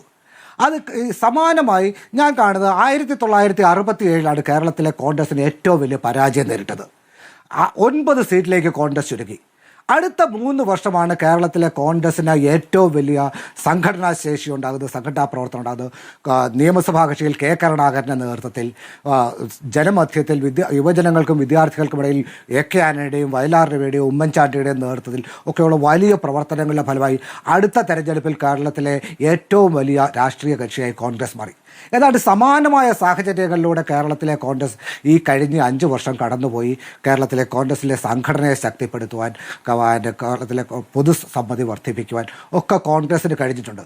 അപസ്വരങ്ങൾ ഒരു കാലത്തും ഇല്ലാത്തത്ര രീതിയിൽ കോൺഗ്രസ്സിന് കുറവാണ്. പക്ഷേ CPM ഇതേ രീതിയിൽ വർഗീയത ഉയർത്തി മാത്രമാണ് മുന്നോട്ട് പോകാൻ കഴിയുന്നതെങ്കിൽ കോൺഗ്രസിൻ്റെ പണി വളരെ എളുപ്പമാകും എന്ന് മാത്രമേ എനിക്ക് പറയാനുള്ളൂ. ഇങ്ങനെ മുസ്ലിം ഭീതി ഉയർത്തി ഇത്ര മാത്രം ഒരു വർഗീയത ഉയർത്തി പാടിക്കുന്ന ഒരു പാർട്ടിയായി CPM തകരുന്നത് വളരെ ദുഃഖമുള്ള കാര്യമാണ്. ഈ പ്രവൃത്തി തുടർന്നാൽ ബംഗാളിലെയും ത്രിപുരയിലെയും പോലെ CPM ഇല്ലാത്തൊരവസ്ഥയിലേക്ക് എത്തുന്നത് വളരെ ദുഃഖകരമായി മാറും എന്ന് മാത്രമേ എനിക്ക് പറയാനുള്ളൂ. ശരി, ശ്രീ റെജി ലൂക്കോസ്, അങ്ങേക്ക് മറുപടി നൽകാം. അങ്ങ് നടത്തിയ പ്രതികരണത്തിനുള്ള മറുപടികളാണ് ഇപ്പോൾ 3 പേരും നൽകിയത്. ശ്രുതി, എനിക്ക് ആദ്യം പറയാനുള്ളത്, ഈ ചർച്ചയിൽ വളരെ മാന്യമായ 2 പേരോടത്താണ് ഞാൻ ചർച്ച ചെയ്യുന്നത്. ഒരു നിലപാടെന്ന് പറയാം. മൂന്നാമത് ലാസ്റ്റ് സംസാരിച്ച ആള് എന്നെ പലതവണ വിട്ടിയെന്ന് വിളിക്കുകയും എന്റെ പ്രസ്ഥാനത്തെ വിട്ടികളെന്ന് പറയുകയും ചെയ്തപ്പോൾ സ്മൃതി ഇടപെടേണ്ടത് ഇത്തരം സബ്സ്റ്റാൻഡേർഡ് വാക്കുകൾ ഉപയോഗിക്കുന്നവരുടെ അടുത്ത് ഇടപെടണം. അതൊരു അപമാനമായി, ഞങ്ങൾക്ക് അപമാനമായിട്ടില്ല. കേരളത്തിലെ ഈ ഭൂമിയിലെ ഒരു മാനസിക രോഗി, ഒരു ഭ്രാന്തനും തനിക്ക് ഭ്രാന്തുണ്ടെന്ന് അംഗീകരിച്ചിട്ടില്ല. മറ്റുള്ളവർക്ക് ഭ്രാന്തെന്ന് പറയുന്നു. ഒരു വിട്ടിയും മറ്റുള്ളവർക്ക് വിവരമുണ്ടെന്ന് വിചാരിക്കില്ല. അവർ മറ്റുള്ളവരെ വിട്ടിയെന്ന് വിചാരിക്കത്തുള്ളൂ. അത്രയ്ക്ക് മോശമായത് ഞാൻ ഇന്നുവരെ ഈ രീതിയിൽ സംസാരിക്കുന്ന ഒരാളുമായിട്ട് സംസാരിച്ചിട്ടില്ല. സമനില തെറ്റിയാലും ഒരു പബ്ലിക് പ്ലാറ്റ്ഫോമിൽ ഇരിക്കുമ്പോൾ വിട്ടിത്തം എന്ന് പറയാൻ വിട്ടിയെന്ന് വിളിച്ചുകൂടാ, അത് ശരിയായില്ല. ശരിയാണ്, അങ്ങ് പറഞ്ഞോളൂ. ഇനി അതൊക്കെ പല സ്മൃതി ഇടപെടേണ്ടതായിരുന്നു. കാരണം ഈ അതൊക്കെയാണ് നമ്മളൊരു റിപ്പോർട്ടർ ചാനൽ CPM എന്ന പാർട്ടിയെ കുറിച്ചാണ് ഞാൻ പറഞ്ഞത്. താങ്കൾ സംസാരിക്കായിരിക്കും, ഞാൻ സംസാരിക്കുന്നില്ലേ? താങ്കൾ സംസാരിക്കും. താങ്കളെ പോലെ ഒരാളെ ഈ ചർച്ചയിൽ ഇനി താങ്കളോടൊപ്പം ഞാൻ ചർച്ച ഞാൻ എന്നെ ക്ലാരിഫൈ ചെയ്തു. ഞാൻ പറഞ്ഞത് CPM എന്ന പാർട്ടി വിട്ടിത്തം മനസ്സിലാക്കുന്നില്ല എന്നാണ് പറഞ്ഞത്. അത് ക്ലാരിഫൈ ചെയ്യണം. സ്മൃതി ക്ലാരിഫൈ ചെയ്യണം. അങ്ങയുടെ വാദമാണ്. ഇല്ലാത്ത കാര്യം പറയരുത്. മറ്റുള്ളവരെയൊക്കെ വിട്ടികളെന്നൊക്കെ പറയുമ്പോഴത്തേക്ക് അതൊക്കെ ഒരു പബ്ലിക് ഭാഗത്ത് പറയുന്നത് സമാന്തരം തെറ്റിയവരാ. ഇത് ഈ മതഭ്രാന്ത് നടക്കുന്നവരുടെ മനസ്സിൽ നിന്ന് പോലെ ഇത്തരം കാര്യങ്ങൾ വരാൻ പറ്റത്തില്ല. ഇവിടുത്തെ വിഷയം എന്താ? ഇവിടെ ശ്രീകുമാർ സാറൊക്കെ എത്രയോ മാന്യമായിട്ട് സംസാരിക്കുന്നത്, അദ്ദേഹത്തിന്റെ പാർട്ടിക്ക് വേണ്ടിയിട്ട് എത്രയോ ജെന്റിലായിട്ട് ഡിബേറ്റ് ചെയ്യുന്നു. ഇവിടുത്തെ വിഷയം എന്താ? ജമാഅത്തെ ഇസ്ലാമി, SDPI ഇത് മതേതരവാദികളാണെന്നാണ് ഈ മനുഷ്യനെ പോലുള്ളവർ പറയുന്നത്. നിങ്ങൾ ആ ബംഗ്ലാദേശിലേക്ക് നോക്കിയേ. ആ ബംഗ്ലാദേശ് എന്ന് പറയുന്ന രാജ്യത്ത് ഇപ്പോൾ നടക്കുന്ന അനിശ്ചിതാവസ്ഥ എന്താ? ആ പ്രധാനമന്ത്രി ജീവനും കൊണ്ട് രക്ഷപ്പെട്ടത് എന്തുകൊണ്ടാ? ഈ പറയുന്ന ജമാഅത്തെ ഇസ്ലാമിയുടെ പേര് നാമധാരികളായ കുറെ ചെറുപ്പക്കാർ നടത്തിയ ഒരു വിപ്ലവത്തിന്റെ പേരിൽ ഇന്ന് അവിടെ ഹിന്ദു കമ്മ്യൂണിറ്റിയും ക്രിസ്ത്യൻ കമ്മ്യൂണിറ്റിയും വാഷ് ഔട്ട് ആയിക്കൊണ്ടിരിക്കുക. അവരെ ഞങ്ങൾ മതവാദികളെന്ന് പറയണോ? ഈ ഭൂമിയിൽ എവിടെയെങ്കിലും പറയോ? മൗദൂദി എന്താണ് ഇവിടെ എഴുതി വെച്ചിരിക്കുന്നത്? ശ്രീ റെജി ലൂക്കോസ്, നമ്മൾ ചർച്ച ചെയ്യുന്നത് UDF കുറിച്ചാണല്ലോ, അല്ല? UDFന്റെ ഭാഗമല്ലാത്തൊരു സംവിധാനത്തെ കുറിച്ച് അങ്ങ് ഇത്ര വാചാലനാകുന്നത് എന്തിനാണ്? അല്ല, ഞാൻ പിന്നെ യൂണിഫോമായിട്ട് സംസാരിക്കുന്നത് എന്താ പറയുന്നത്? സെക്യുലറിറ്റി വിശ്വസിക്കുന്ന ആളാണ്. ഞാൻ ചോദിക്കുന്നത് അല്ലല്ല, കോൺഗ്രസിനെ കുറിച്ചാണല്ലോ ചോദ്യം. കോൺഗ്രസ് അടങ്ങുന്ന UDF മുന്നണിയിൽ അതുണ്ടോ? ഈ പറയുന്ന സംവിധാനം ഉണ്ടോ? സ്മൃതി പക്ഷഭേദാകാം, പക്ഷെ അത് എക്സ്ട്രീം ലെവലിലാകരുത്. ഇത് ജനങ്ങളെ കണ്ടോണ്ടിരിക്കുന്ന ഈ 3 പേരേക്ക് പ്രഭാഷണം കൊടുത്തിട്ട് ഞാൻ തുടങ്ങുമ്പോൾ സ്മൃതി ഇങ്ങനെ ഇടപെടുക, അതല്ല എന്റെ ശരി. സ്മൃതിയുടെ ആശയം എന്താണെന്നൊക്കെ നമുക്കറിയാം, അത് പറഞ്ഞോളൂ. പക്ഷെ ഞങ്ങൾ സംസാരിപ്പിക്കലെന്ന് പറഞ്ഞാൽ ഞാൻ പൊതുവെ ചർച്ചയിൽ മാന്യമായിട്ട് ഇടപെടുന്ന ആളാണ്. എന്റെ അറിവിൽ, എന്റെ ഇതിൽ ചിലപ്പോൾ അത് നമ്മൾ നിയന്ത്രണം വിട്ടുപോകും. പക്ഷെ ഒരിക്കലും വാക്കുകൾ കൈവിടാറില്ല. ഇവിടെ മതമാണ് മതമാണ് മതമാണ് ഞങ്ങൾക്ക് വലുത് എന്ന് പറഞ്ഞത് ആരാ? 2 തവണ കേരള നിയമസഭയിലിരുന്ന KM ഷാജിയെ പറഞ്ഞേ വിമർശിക്കണ്ടേ? ജമാഅത്തെ ഇസ്ലാമി എന്ന് പറയുന്ന SDPI എന്ന് ഞങ്ങൾ പരസ്യമായിട്ട് ബന്ധപ്പെടുന്നു, അവരുമായിട്ട് ഞങ്ങൾ കൂട്ടിയേരുന്നു പറഞ്ഞാൽ വിമർശിക്കണ്ടേ? നമ്മുടെ കേരളം എന്ന് പറയുന്നത് ഇതൊക്കെ കേട്ട് വഴങ്ങുന്ന കേരളമാണോ? ഇടതുപക്ഷക്കാരൻ അതിനെ വിമർശിച്ചിട്ടുണ്ടെങ്കിൽ മുസ്ലിങ്ങളെ വിമർശിച്ചെന്നൊക്കെ പറയുന്നത് കേട്ടല്ലോ. മതേതര കേരളത്തിലെ മുസ്ലിംസ് അതൊന്നും അംഗീകരിക്കുന്നില്ല. ഇവരെ പോലുള്ള ഭ്രാന്തി പിടിച്ചന്മാരെ, ഇവരെ പോലുള്ള മതവാദികൾ, തീവ്രവാദികളൊന്നും കേരളത്തിലെ മുസ്ലിം സമൂഹം അംഗീകരിക്കത്തില്ല. അതിൽ യാതൊരു തരത്തിലും ഞാനൊക്കെ അവരോടൊപ്പം ജീവിച്ചിട്ടുള്ള വർഷങ്ങളോളം. നിങ്ങൾ ആദ്യം മനസ്സിലാക്കേണ്ടത് വർഗീയത പറഞ്ഞു, പച്ചയ്ക്ക് വർഗീയത. കേരളത്തിലെ മതേതര സമൂഹം വെള്ളാപ്പള്ളിയുടെ വർഗീയത അംഗീകരിക്കുന്നുണ്ടോ ശ്രീ റെജി ലൂക്കോസ്? ഒരു വർഗീയത അംഗീകരിക്കില്ല, ഒരിക്കലും അംഗീകരിക്കുന്നില്ല. എന്നിട്ട് എന്താണ് പറയാത്തത്? ഒരു ഉദാഹരണം പറയാം. കേവലം 1 വർഷം മുമ്പ്, 1 വർഷമായിട്ടില്ല, കേരളത്തിൽ ഒരു ഉപതെരഞ്ഞെടുപ്പ് നടന്നു. ഒറ്റ വർഗീയവാദികളുടെയും മതവാദികളുടെ വോട്ട് വേണ്ട എന്ന് പറഞ്ഞൊരു സ്ഥാനാർത്ഥി ഉണ്ടായിരുന്നു കേരളത്തിൽ. M സ്വരാജ് നിലവിൽ കിട്ടിയ വോട്ടിനേക്കാളും വോട്ട് വർദ്ധിപ്പിച്ചു. ഞങ്ങൾ പരാജയപ്പെട്ടു. അത് പറയാൻ തന്നെയുള്ള ഈ അപകടകരമായ അവസ്ഥയിൽ മതഭിന്നതയ്ക്ക് വേണ്ടി ശ്രമിക്കുന്നവരുടെ കാലഘട്ടത്തിൽ ഉയർന്ന ഒരു ഗ്ലാമർ ശബ്ദമായിരുന്നു M സ്വരാജിൻ്റെത്. കേരളം അതിന് കൈകൊടുക്കും നാളുകളിൽ. കേരളം ഒരിക്കലും ഇവർക്കൊന്നും ഇണങ്ങിയ അപ്പൊ അത് ഭൂമിക. പരാജയപ്പെട്ടത് മതേതരവാദിയാണെന്ന് പറഞ്ഞതുകൊണ്ടാണോ? അപ്പൊ ഈ വോട്ട് ചെയ്തവരെയൊക്കെ അങ്ങ് എങ്ങനെയാണ് വിലയിരുത്തുന്നത്? അതൊരു വണ്ടർഫുൾ ക്വസ്റ്റ്യൻ ആണ്. നിങ്ങൾ വോട്ട് ചെയ്തവർ മുഴുവനും മതേതരവാദികളായ അല്ല, വർഗീയവാദികളാണ്. അവരെ എങ്ങനെയാണ് നിങ്ങൾ ഇത് കാണുന്നത് എന്നോട് ചോദിക്കുന്നത്? ഞാൻ പറഞ്ഞല്ലോ, അതുകൊണ്ടാണല്ലോ ഇവരെ പോലുള്ളവരെ വളർത്താനായിട്ട് കോൺഗ്രസ് കിണഞ്ഞ് ശ്രമിക്കുന്നത്. ഇവർക്ക് അംഗീകാരം നൽകി ഇവരെ നിയമസഭയിൽ എത്തിക്കാനായിട്ട് കിണഞ്ഞ് ശ്രമിക്കുന്ന കോൺഗ്രസ് പാർട്ടി ഇത്തരക്കാരെ വളർത്താനായിട്ടാണ് ശ്രമിക്കുന്നത്. അവർക്കൊപ്പം വോട്ട് ചെയ്യുന്ന കോൺഗ്രസ് അല്ലേ ഇവർക്ക് വളം വെച്ചു കൊടുക്കുന്നത്? ശ്രീ രജനി ബോസ്, ഈ കഴിഞ്ഞ തദ്ദേശ തെരഞ്ഞെടുപ്പിൽ മലപ്പുറത്ത് ജില്ലാ പഞ്ചായത്തിൽ പേരിന് പോലും പ്രതിപക്ഷമില്ലാത്ത ചിത്രമാണ് കണ്ടത്. അതിന്റെ ഒരു കാരണം വെള്ളാപ്പള്ളി കൂടിയാണ് എന്ന് മനസ്സിലാക്കുന്നുണ്ടോ അങ്ങ്? വെള്ളാപ്പള്ളിയെ ഞാൻ ഒരിക്കലും അംഗീകരിച്ചിട്ടില്ല. സ്മൃതിയുടെ ചർച്ച പറഞ്ഞ തള്ളി പറഞ്ഞിട്ടുണ്ട്. ഞാൻ വെള്ളാപ്പള്ളിയെ പോലെ ഒരു വർഗീയവാദിയെ ഞാൻ അംഗീകരിക്കുന്നില്ല. അങ്ങ് അംഗീകരിക്കാതിരുന്നോണ്ടായില്ലല്ലോ. അങ്ങയുടെ പ്രധാനപ്പെട്ട നേതാവ് പിണറായി വിജയൻ തള്ളി പറഞ്ഞിട്ടില്ല. അദ്ദേഹത്തെ വാഹനത്തിൽ കയറ്റുന്നതിൽ ഒരു തെറ്റുമില്ല എന്ന് പറയുമ്പോൾ അത് നൽകുന്ന മെസ്സേജ് എന്താണ്? നിങ്ങൾ ഇങ്ങനെ ഈ ചോദ്യങ്ങൾ 100 തവണ ആവർത്തിക്കൂ. ആ 100 തവണ ആവർത്തിക്കുന്നതോറും പിണറായി വിജയൻ എന്ന് പറയുന്ന മനുഷ്യൻ തന്റെ കോളേജ് ജീവിതം പോലെ ഈ നിമിഷം വരെ ഈ മത തീവ്രവാദിക്കെതിരെ തന്റെ ജീവൻ പോലും പണയപ്പെടുത്തിയ ആ മനുഷ്യനുള്ള സംഭാവന കേരളത്തിലെ ജനങ്ങൾ നിങ്ങളുടെ വാക്കുകളിലൂടെ തന്നെ അറിയുള്ളൂ. അതെനിക്ക് പറയാനുള്ളൂ. ഞങ്ങളൊക്കെ മനുഷ്യരായിട്ടോട് ജീവിക്കുന്നവരാ. അപ്പോൾ ഇടതുപക്ഷത്തിന്റെ ഭാഗമായി നിൽക്കുന്ന ഹസ്കറിന് എന്താണത് മനസ്സിലാകാത്തത് ശ്രീ റിജി ലൂക്കോസ്? അത് അദ്ദേഹത്തിന്റെ ഐഡിയ ആയിരിക്കും. അത് ഞാനെന്ന് പറയാൻ പറ്റും. എനിക്കിപ്പോ അദ്ദേഹത്തിന് ബ്രെയിനിൽ കയറി എന്തായാലും ചെയ്യാൻ പറ്റും. നിങ്ങളുടെ കൂടെ നിൽക്കുന്നവർക്ക് പോലും സംശയമുണ്ടാക്കുന്ന രീതിയിലുള്ള പ്രതികരണങ്ങൾ നേതാക്കളിൽ നിന്ന് വരികയാണ്. അതിനെ ഗൗരവത്തിൽ കാണുകയാണ് വേണ്ടത്. അത് വ്യക്തിപരമായി ഒരാളെ വേർതിരിച്ച് കണ്ടു പറയുകയല്ല വേണ്ടത്.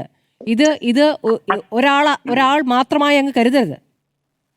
അല്ല, സീസണൽ ആയിട്ട് മാറുന്നവരെ കുറിച്ച് നമുക്ക് എന്ത് പറയാനായിട്ട്? നിങ്ങൾ കൺസിസ്റ്റൻസി ഉള്ളവരെ കുറിച്ച് സംസാരിക്കൂ. ഓരോരുത്തർക്കും അവരുടെ സ്വയം മാറ്റം ഉണ്ടായിരിക്കാം. അതിലിപ്പോ നമുക്ക് എന്ത് ചെയ്യാൻ പറ്റും? അങ്ങനെയാണെന്നുണ്ടെങ്കിൽ കേരളത്തിൽ ഇടതുപക്ഷത്തോടെ 0 ആയി പോകണ്ടല്ലേ? 0 ആയി പോകണ്ടല്ലേ? 2010 തെരഞ്ഞെടുപ്പിൽ ഞങ്ങൾക്ക് കിട്ടിയ പ്രാദേശിക തെരഞ്ഞെടുപ്പിലുള്ള സീറ്റുകളുടെ എണ്ണം നിങ്ങൾ ആലോചിക്കുകയെ ഇതിലൊക്കെ എത്ര താഴോട്ട് പോയി? ഇപ്പോൾ നിങ്ങൾ എടുത്തു നോക്കൂ. ഞാൻ പറഞ്ഞല്ലോ, നിങ്ങൾ ഈ ചാപ്പ കുത്തുന്നോറും കേരളത്തിലെ ജനങ്ങൾ മനസ്സമാനത്തോട് കേരളത്തിൽ ജീവിക്കണമെന്നും വികസനം വേണമെന്നും ആഗ്രഹിക്കുന്ന കേരളത്തിലെ പുതിയ തലമുറ ഒരു കാരണവശാലും വർഗീയത പറയുന്നവർ വോട്ട് ചെയ്യാനാ. അവർക്ക് വർഗീയതൊന്നുമല്ല വേണ്ടത്. നമ്മുടെ യുവാക്കൾക്ക്, അവർക്ക് നമ്മുടെ ചെറുപ്പക്കാർക്ക് വേണ്ട അതൊന്നുമല്ല. കേരളത്തിൽ സുഖമായിട്ട് ജീവിക്കാൻ, നാടുകളിലെ കേരളത്തിൽ ഭദ്രമായി ജീവിക്കാൻ വേണ്ടത് അടിത്തറമാകുന്ന ഒരു ഗവൺമെന്റിനെ അവർ സ്വീകരിക്കത്തോളൂ. ഇവര് ഈ ചാനലിലൊക്കെ ഇരുന്നുകൊണ്ട് യുഡിഎഫിന്റെ ഭാഗത്ത് ഉയർന്ന ഒരു വർഗീയ പരാമർശം അങ്ങ് ചൂണ്ടിക്കാണിക്കൂ. ഈ തെരഞ്ഞെടുപ്പിൽ ഉടനീളം കേട്ട വർഗീയ പരാമർശം അങ്ങ് ചിലത് ചൂണ്ടിക്കാണിക്കൂ. ഏത് പാർട്ടിയുടെ? യുഡിഎഫിന്റെയോ? അങ്ങ് യുഡിഎഫിനെതിരെയാണല്ലോ പറയുന്നേ. അല്ല, ഞാൻ പറയട്ടെ. വർഗീയ പരാമർശം എന്ന് പറഞ്ഞത് 2 കാര്യങ്ങൾ ഞാൻ പറയാം. KM ഷാജി എന്താ പറഞ്ഞത്? ഞങ്ങൾക്ക് മതമാണ് വലുത്. മുസ്ലിം ലീഗ് ഭരണത്തിൽ വന്നിട്ടുണ്ടെങ്കിൽ ഞങ്ങളുടെ മതത്തിന് വേണ്ടി പ്രവർത്തിക്കും, ഞങ്ങളുടെ ആൾക്കാരെ വേണ്ടി പ്രവർത്തിക്കുന്ന അദ്ദേഹം 4 മാസം മുസ്ലിം ലീഗ് മുസ്ലിം ന്യൂനപക്ഷത്തിന്റെ പാർട്ടിയാണ്. ആ മതന്യൂനപക്ഷത്തിന്റെ അവകാശങ്ങൾ നേടിയെടുക്കാൻ പ്രവർത്തിക്കുന്ന ഒരു പാർട്ടി എന്ന് പറയുന്നത് വർഗീയ ലക്ഷ്യത്തോടെയാണെന്ന് അങ്ങ് എങ്ങനെ പറയും? അപ്പൊ ഒരു കാര്യം മനസ്സിലാക്കാം. എന്ത് മനസ്സിലാക്കാം? ഇന്ത്യയിലും ഓരോ മതങ്ങൾക്കും ഓരോ ടെറിട്ടറി കൊടുക്കുക. മതേതര രാഷ്ട്രീയ പ്രസ്ഥാനമാണെന്ന് മാത്രം പറഞ്ഞേക്കരുത്. ന്യൂനപക്ഷത്തിന്റെ അവകാശങ്ങൾക്ക് വേണ്ടിയാണ് ലീഗ് എന്നുള്ളത് ഒരു രഹസ്യമായ കാര്യമൊന്നുമല്ല. അങ്ങെന്താണ് ഒരു പുതിയ അറിവ് പോലെ പറയുന്നത്? അല്ല, അത് ഞാൻ അംഗീകരിച്ചു. ന്യൂനപക്ഷങ്ങളുടെ അവകാശങ്ങൾ അനുവദിക്കരുത് എന്നൊരു അഭിപ്രായം അങ്ങേക്കുണ്ടോ? അങ്ങ് ഒരു ന്യൂനപക്ഷത്തിന്റെ പ്രതിനിധിയാണല്ലോ. ക്രിസ്ത്യൻ ന്യൂനപക്ഷത്തിന് ചില കാര്യങ്ങൾ അവകാശപ്പെടാം, അത് പറഞ്ഞുകൂടാ, ചോദിച്ചുകൂടാ എന്ന് അങ്ങേക്ക് അഭിപ്രായമുണ്ടോ? അതിനൊരു മറുപടി പറയാം. കഴിഞ്ഞ 10 വർഷം കൊണ്ട് മലപ്പുറം ജില്ലയിൽ ഇവര് പറഞ്ഞത് ഞങ്ങൾ പറയാൻ ആഗ്രഹിക്കുന്നില്ല. മലപ്പുറം ജില്ലയിലുണ്ടായ വിദ്യാഭ്യാസ മേഖലകളിലുണ്ടായ മുന്നേറ്റം ഇന്ന് നമ്മുടെ ചെറുപ്പക്കാരായ കുട്ടികൾ SLCക്കും +2നും ഡിഗ്രിക്കും മെഡിസിനും ഒക്കെ എൻട്രൻസ് ഉൾപ്പെടെയുള്ള ഏറ്റവും കൂടുതൽ സ്കോർ ചെയ്യുന്ന മലപ്പുറം ജില്ലയിലെ കുട്ടികളാ. അതെന്തുകൊണ്ടാണ്? ഞങ്ങൾക്ക് എന്തെങ്കിലും പക്ഷപാതം ഉണ്ടെന്നുണ്ടെങ്കിൽ കൈപിടിച്ചു തീർത്തു. മലപ്പുറം ജില്ലയിലെ ഏറ്റവും വലിയ ഉദാഹരണം 10 വർഷം കൊണ്ട് ഉണ്ടാക്കിയതാണ്. ഈ 10 വർഷം കൊണ്ട് ഈ ഗവൺമെന്റ് ഉണ്ടാക്കിയതാ. അത് നിങ്ങൾക്ക് പറയാൻ പറ്റുമോ? അത് എല്ലായിടത്തും എല്ലാ സമഗ്ര മേഖലകളിലും നമ്മുടെ കേരളത്തിന്റെ വളർച്ച നേടിയത് ഇച്ഛാശക്തിയുള്ള ഒരു ഗവൺമെന്റ് കേരളത്തിലുള്ളപ്പോഴാണ്. അതുകൊണ്ട് ഞാൻ ഒരു കാര്യം പറയാം. ഈ മുസ്ലിം ലീഗിലെ എല്ലാവരും മതവാദികളെന്ന് ഞങ്ങൾ പറയുന്നത്. PK കുഞ്ഞാലിക്കുട്ടി സാഹിബ് ഒരു മതവാദി ഞാൻ ഒരിക്കലും പറയത്തില്ല. അദ്ദേഹം നല്ലൊരു മതേതരവാദിയാ. എനിക്ക് വളരെ ഇഷ്ടമുള്ള കേരളത്തിലെ നേതാക്കന്മാർ 3-4 പേരുള്ള അദ്ദേഹം. പക്ഷേ ഈ വർഗീയ ഭീകരന്മാരോടൊപ്പം കൂട്ടുകൂടി ഈ ജമാഅത്തെ ഇസ്ലാമിയെ പോലെ SDPI പോലുള്ള കൂട്ടുകൂടി ഞങ്ങൾ വർഗീയവാദികളില്ലെന്ന് പറഞ്ഞാൽ കേരളത്തിലെ ജനങ്ങൾ സമ്മതിക്കത്തില്ല. അതിന് കാരണം മൗദൂദിയെ മാത്രം വായിച്ചാൽ മതി. കേരളത്തിൽ ജനത്തിൽപ്പെട്ട മലപ്പുറത്തെ ചിത്രമാണ് ഞാൻ അങ്ങയോട് പറഞ്ഞത്. പ്രതിപക്ഷ പേരിന് പോലും ഇല്ല എന്നുള്ള കാര്യം. ശ്രീ N. ശ്രീകുമാർ, അങ്ങ് റിജി ലൂക്കോസിന്റെ മറുപടി കേട്ടല്ലോ.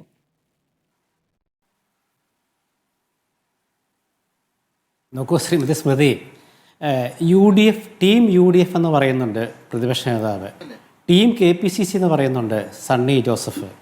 എന്തുകൊണ്ടാണ് ടീം CPM എന്നോ ടീം LDF എന്നോ അവർക്ക് പറയാൻ പറ്റാത്ത? എന്തുകൊണ്ടാണ്? ഇവിടെ മതമോ അല്ലെങ്കിൽ ജാതിയോ ഒക്കെ വിഷയമായി കൊണ്ടുവന്നതാരായി കഴിഞ്ഞ തെരഞ്ഞെടുപ്പിൽ? നിലമ്പൂർ ഉപതെരഞ്ഞെടുപ്പിൽ RSSുമായിട്ട് ഞങ്ങൾ ചെങ്ങാത്തം ഉണ്ടാക്കിയിരുന്നു എന്ന് MP ഗോവിന്ദൻ മാഷ് എന്തിനാണ് പറഞ്ഞത്? കാരണം നിലമ്പൂരിലെ ഹിന്ദുക്കളുടെ വോട്ട് കിടണം, അവിടെ പരാജയപ്പെട്ടു. എന്നിട്ട് ഇപ്പോൾ ഇടക്കാലത്ത് കഴിഞ്ഞ ഒരു 4-5 വർഷം മുമ്പ് KPCC പ്രസിഡന്റിനെ തീരുമാനിക്കുന്ന മുസ്ലിം ലീഗാണെന്ന് മുഖ്യമന്ത്രി പറഞ്ഞു. അതെന്തിനായിരുന്നു? സമസ്തയെ 2 വിഭാഗങ്ങളായിട്ട് മാറ്റിയത് മുഖ്യമന്ത്രി ചർച്ച ചെയ്യാനായിട്ട് ഒരു വിഭാഗമായിട്ട് മാത്രം ചർച്ച ചെയ്തു. അതെന്തിനായിരുന്നു? ജമാഅത്തെ ഇസ്ലാമിയുമായിട്ട് കൂട്ടില്ല എന്ന് CPM പറയുമ്പോൾ കഴിഞ്ഞ 25 വർഷമായിട്ട് കേരളത്തിൽ ജീവിക്കുന്നവർ ഇന്നും ചെറുപ്പക്കാരാണ്. അതിന് രാഷ്ട്രീയ ബോധമുള്ളവർ ഇത് കാണുകയാണ്. അപ്പോൾ അതുകൊണ്ട് അവരുടെ രാഷ്ട്രീയം അതാ വിജയിക്കാത്തത്. പിന്നെ എന്താണെന്ന് വെച്ചാൽ ഒരു കമ്മ്യൂണിസ്റ്റ് പാർട്ടി ഇപ്പോൾ വെള്ളാപ്പള്ളിയെ ചുറ്റിപ്പറ്റി കമ്മ്യൂണിസ്റ്റ് രാഷ്ട്രീയം തിരിയുന്നു എന്ന് പറയുന്നത് തന്നെ ഒരു നമ്മുടെ രാജ്യത്തിലെ ഇടതുപക്ഷത്തിന് ചേർന്നതല്ല. ശ്രീ ഹക്സർ ഇവിടെ അദ്ദേഹത്തിൻ്റെ നിലപാട് മാറ്റിയതിനെക്കുറിച്ച് എനിക്ക് തോന്നി. പക്ഷെ ഹക്സറിൻ്റെ നിലപാട് ആവണമെന്നില്ല. ഹക്സറുടെ നിരാശയാണത്. കാരണം ഇതുപോലെ ഒരുപാട് നിരാശരായ ജനങ്ങളുടെ ഒരു പ്രതിനിധിയായിട്ടാണ് ഞാൻ ഹക്സറെ കാണുന്നത്. അതെന്തുകൊണ്ടാണെന്ന് വെച്ചാൽ പരാജയപ്പെട്ട് വീണ് കിടക്കുകയാണ് LDF. എന്നാലും ഞങ്ങളുടെ നിലപാട് മാറ്റില്ല എന്നൊരു തീരുമാനമെടുത്താൽ ആരായാലും ആ വീണ് കിടക്കുന്നതിനെ ചവിട്ടി അപ്പുറത്ത് പോകും. ഇവിടെ UDF ജയിച്ച് നിൽക്കുമ്പോൾ ആ ജയിച്ച് നിൽക്കുന്ന മുന്നണിയിലെ ജനങ്ങൾ വിശ്വാസം കൊണ്ടുവരൂ. അതുകൊണ്ടാണ് നമ്മൾ ചില തിരഞ്ഞെടുപ്പ് കഴിയുമ്പോൾ വേറൊരു തിരഞ്ഞെടുപ്പ് നടക്കുകയാണെങ്കിൽ സർവേ ഫലം പുറത്തു വിടരുതെന്ന് പറയുന്നത് അതുകൊണ്ടാണ്. അപ്പോൾ അങ്ങനെയുള്ള വിശ്വാസം UDFിലേക്ക് ജനങ്ങൾക്ക് എത്തി. ഇതിനെ തിരിച്ചെടുക്കാൻ പറ്റില്ല. കാരണം പ്രതിസന്ധിയിൽ നിന്നും പ്രതിസന്ധിയിലേക്ക് CPM പോയിക്കൊണ്ടിരിക്കുകയാണ്. അത് കണ്ടുകൊണ്ടാണ് UDF തീർച്ചയായിട്ടും ആ സാഹചര്യത്തെ കൃത്യമായി ചൂഷണം ചെയ്യും. അതുകൊണ്ടാണ് മധുസൂദനൻ മിസ്ട്രിയെ കേരളത്തിൻ്റെ ചുമതലയുള്ള സ്ക്രീനിങ് കമ്മിറ്റിയുടെ ചെയർമാനായി വെച്ചത്. കാരണം അദ്ദേഹം ഇവിടെ AICC ജനറൽ സെക്രട്ടറി ആയിരുന്ന കാലത്ത് കോൺഗ്രസിൻ്റെ നല്ല കാലത്താണ് ജനറൽ സെക്രട്ടറി ആയത്, ചുമതലയുള്ള ജനറൽ സെക്രട്ടറി ആയത്. അപ്പോൾ മധുസൂദനൻ മിസ്ട്രി വീണ്ടും വരുമ്പോൾ അദ്ദേഹത്തിൻ്റെ കാലാവസ്ഥ കൃത്യമായിട്ട് അറിയാം കേരളത്തിൽ. അതൊക്കെ നോക്കുകയാണ് കോൺഗ്രസ്. അതാ ഞാൻ പറഞ്ഞ ഒരു കേഡർ സ്വഭാവം നിരീക്ഷനെ വെക്കുന്നതിലും UDFിൻ്റെ സംവിധാനം വിപുലപ്പെടുത്തുന്നതിലും എന്താണ് VD സച്ചിൻ എന്താ പറഞ്ഞത്? BJPയുമായി ചേർന്ന് നിൽക്കുന്നവരും തിരിച്ചു വരും. ജാനുവിൻ്റെ കാര്യം ഒരു ഉദാഹരണമാകാം. ഇനി അത് മാത്രമല്ല, BJPയിലേക്ക് പോയവർക്കും തിരിച്ചു വരാൻ പറ്റും. എന്താ കാരണം? BJPയിൽ നിന്ന് കാര്യങ്ങൾ വ്യക്തമാണോ? തിരുവനന്തപുരത്ത് മുൻ DGP ശ്രീലേഖയുടെ ഇന്നത്തെ പ്രസ്താവനകൾ 2-3 പ്രസ്താവനകൾ അവർ നടത്തിയല്ലോ. അതൊക്കെ സൂചിപ്പിക്കുന്നത് എന്താണ്? അപ്പോൾ എന്തുകൊണ്ടാണ് ഈ BJPയും LDFും അസ്വസ്ഥമാകുന്നത് കേരളത്തിൽ? 2 കൂട്ടർക്കും കോൺഗ്രസ് വരാൻ പാടില്ല. ഈ കോൺഗ്രസ് വരാൻ പാടില്ലെന്നുള്ള ആഗ്രഹത്തിൽ അവർക്ക് അവരുടെ അജണ്ട നിശ്ചയിക്കാൻ പറ്റുന്നില്ല. എന്ത് ചെയ്താലും പരാജയപ്പെടുന്നു. ഏത് അജണ്ട നിശ്ചയിക്കും? വെള്ളാപ്പള്ളിയെ മുഖ്യമന്ത്രിയെ ഞാൻ കുറ്റം പറയില്ല. മുഖ്യമന്ത്രി വെള്ളാപ്പള്ളിയെ കയറ്റിക്കൊണ്ടുപോയി. ശരി, അദ്ദേഹം പറഞ്ഞാൽ നമ്മൾ മുഖവേലിക്കെടുക്കാം. ഒരാൾ റോഡിൽ നിൽക്കുന്ന കണ്ടപ്പോൾ ഞാൻ കയറ്റിക്കൊണ്ടുപോയി. ശരി, ഒരു മുതിർന്ന നേതാവാണ് കേരളത്തിൽ. പക്ഷെ പാർട്ടി എന്തുകൊണ്ടാണ് അത് അംഗീകരിക്കുന്നത്? എന്തുകൊണ്ടാണ് ഗോവിന്ദ മാഷ് പറയാത്തത്? ആ തെറ്റായിപ്പോയി, പാർട്ടി തിരുത്തും എന്ന് പറഞ്ഞില്ലല്ലോ. അപ്പോൾ പാർട്ടിയുടെ അംഗീകാരമുണ്ട് അതിന്. വെള്ളാപ്പള്ളി നടേശൻ്റെ തീരുമാനങ്ങളും വെള്ളാപ്പള്ളി നടേശൻ്റെ പ്രസംഗങ്ങളും കേരളത്തിൽ CPM അംഗീകരിച്ചിരിക്കുന്നു. വെള്ളാപ്പള്ളി നടേശൻ കാര്യങ്ങൾ പറയുന്നത് മുഖ്യമന്ത്രിയുടെ മനസ്സുകൂടി അറിഞ്ഞുകൊണ്ടാകണമല്ലോ. അപ്പോൾ അത്തരമൊരു ഘട്ടത്തിൽ പാർട്ടി തിരുത്തണം. എന്താണ് ഇത്? അത് ഞങ്ങൾ തിരുത്തും, അല്ലെ ഞങ്ങൾ ആലോചിക്കും, അല്ലെ മുഖ്യമന്ത്രിക്ക് ഒരു പിശക്ക് പറ്റി, ഇതൊക്കെയല്ലേ പറയേണ്ടത്. അതിന് പകരം പാർട്ടി അംഗീകരിക്കുകയാണ്. പിന്നെ ആരോട് ചർച്ച ചെയ്യും?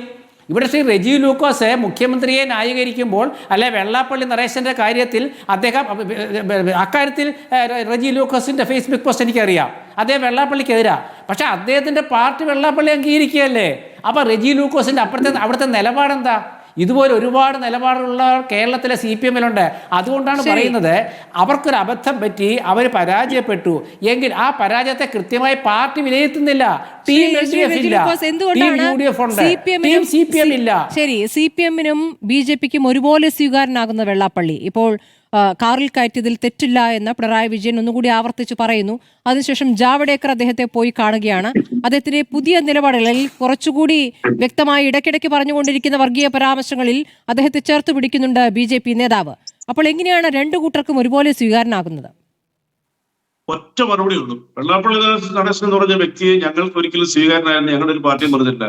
SNDP ജനറൽ സെക്രട്ടറി 30 വർഷമായിട്ടുള്ള ആ മഹത്തായ പ്രസ്ഥാനത്തിന്റെ ഏറ്റവും വലിയ കസേരയിലിരിക്കുന്ന ആ സ്ഥാപനത്തോടുള്ള ബഹുമാനം ഞങ്ങൾ കാണിക്കും. അവിടെ SNDPയുടെ പ്രസിഡന്റായിട്ട് വെള്ളാപ്പള്ളി ഇരുന്നാലും വേറെ ആരും ഇരുന്നാലും ആ സംവിധാനത്തിൽ തിരഞ്ഞെടുപ്പ് നടക്കുന്നില്ല എന്നുള്ള പരാതികൾ വന്നിട്ടുണ്ട്. അത് കോടതിയിൽ തന്നെ നിൽക്കുന്ന ഒരു കേസാണ്. രണ്ടാമത് വിജിലൻസ് കേസിലെ പ്രതിയാണ്. നേരത്തെ ഹസ്കർ പറഞ്ഞു പോയ ഒരു കാര്യം, വിജിലൻസ് കേസിലെ പ്രതിയാണ്.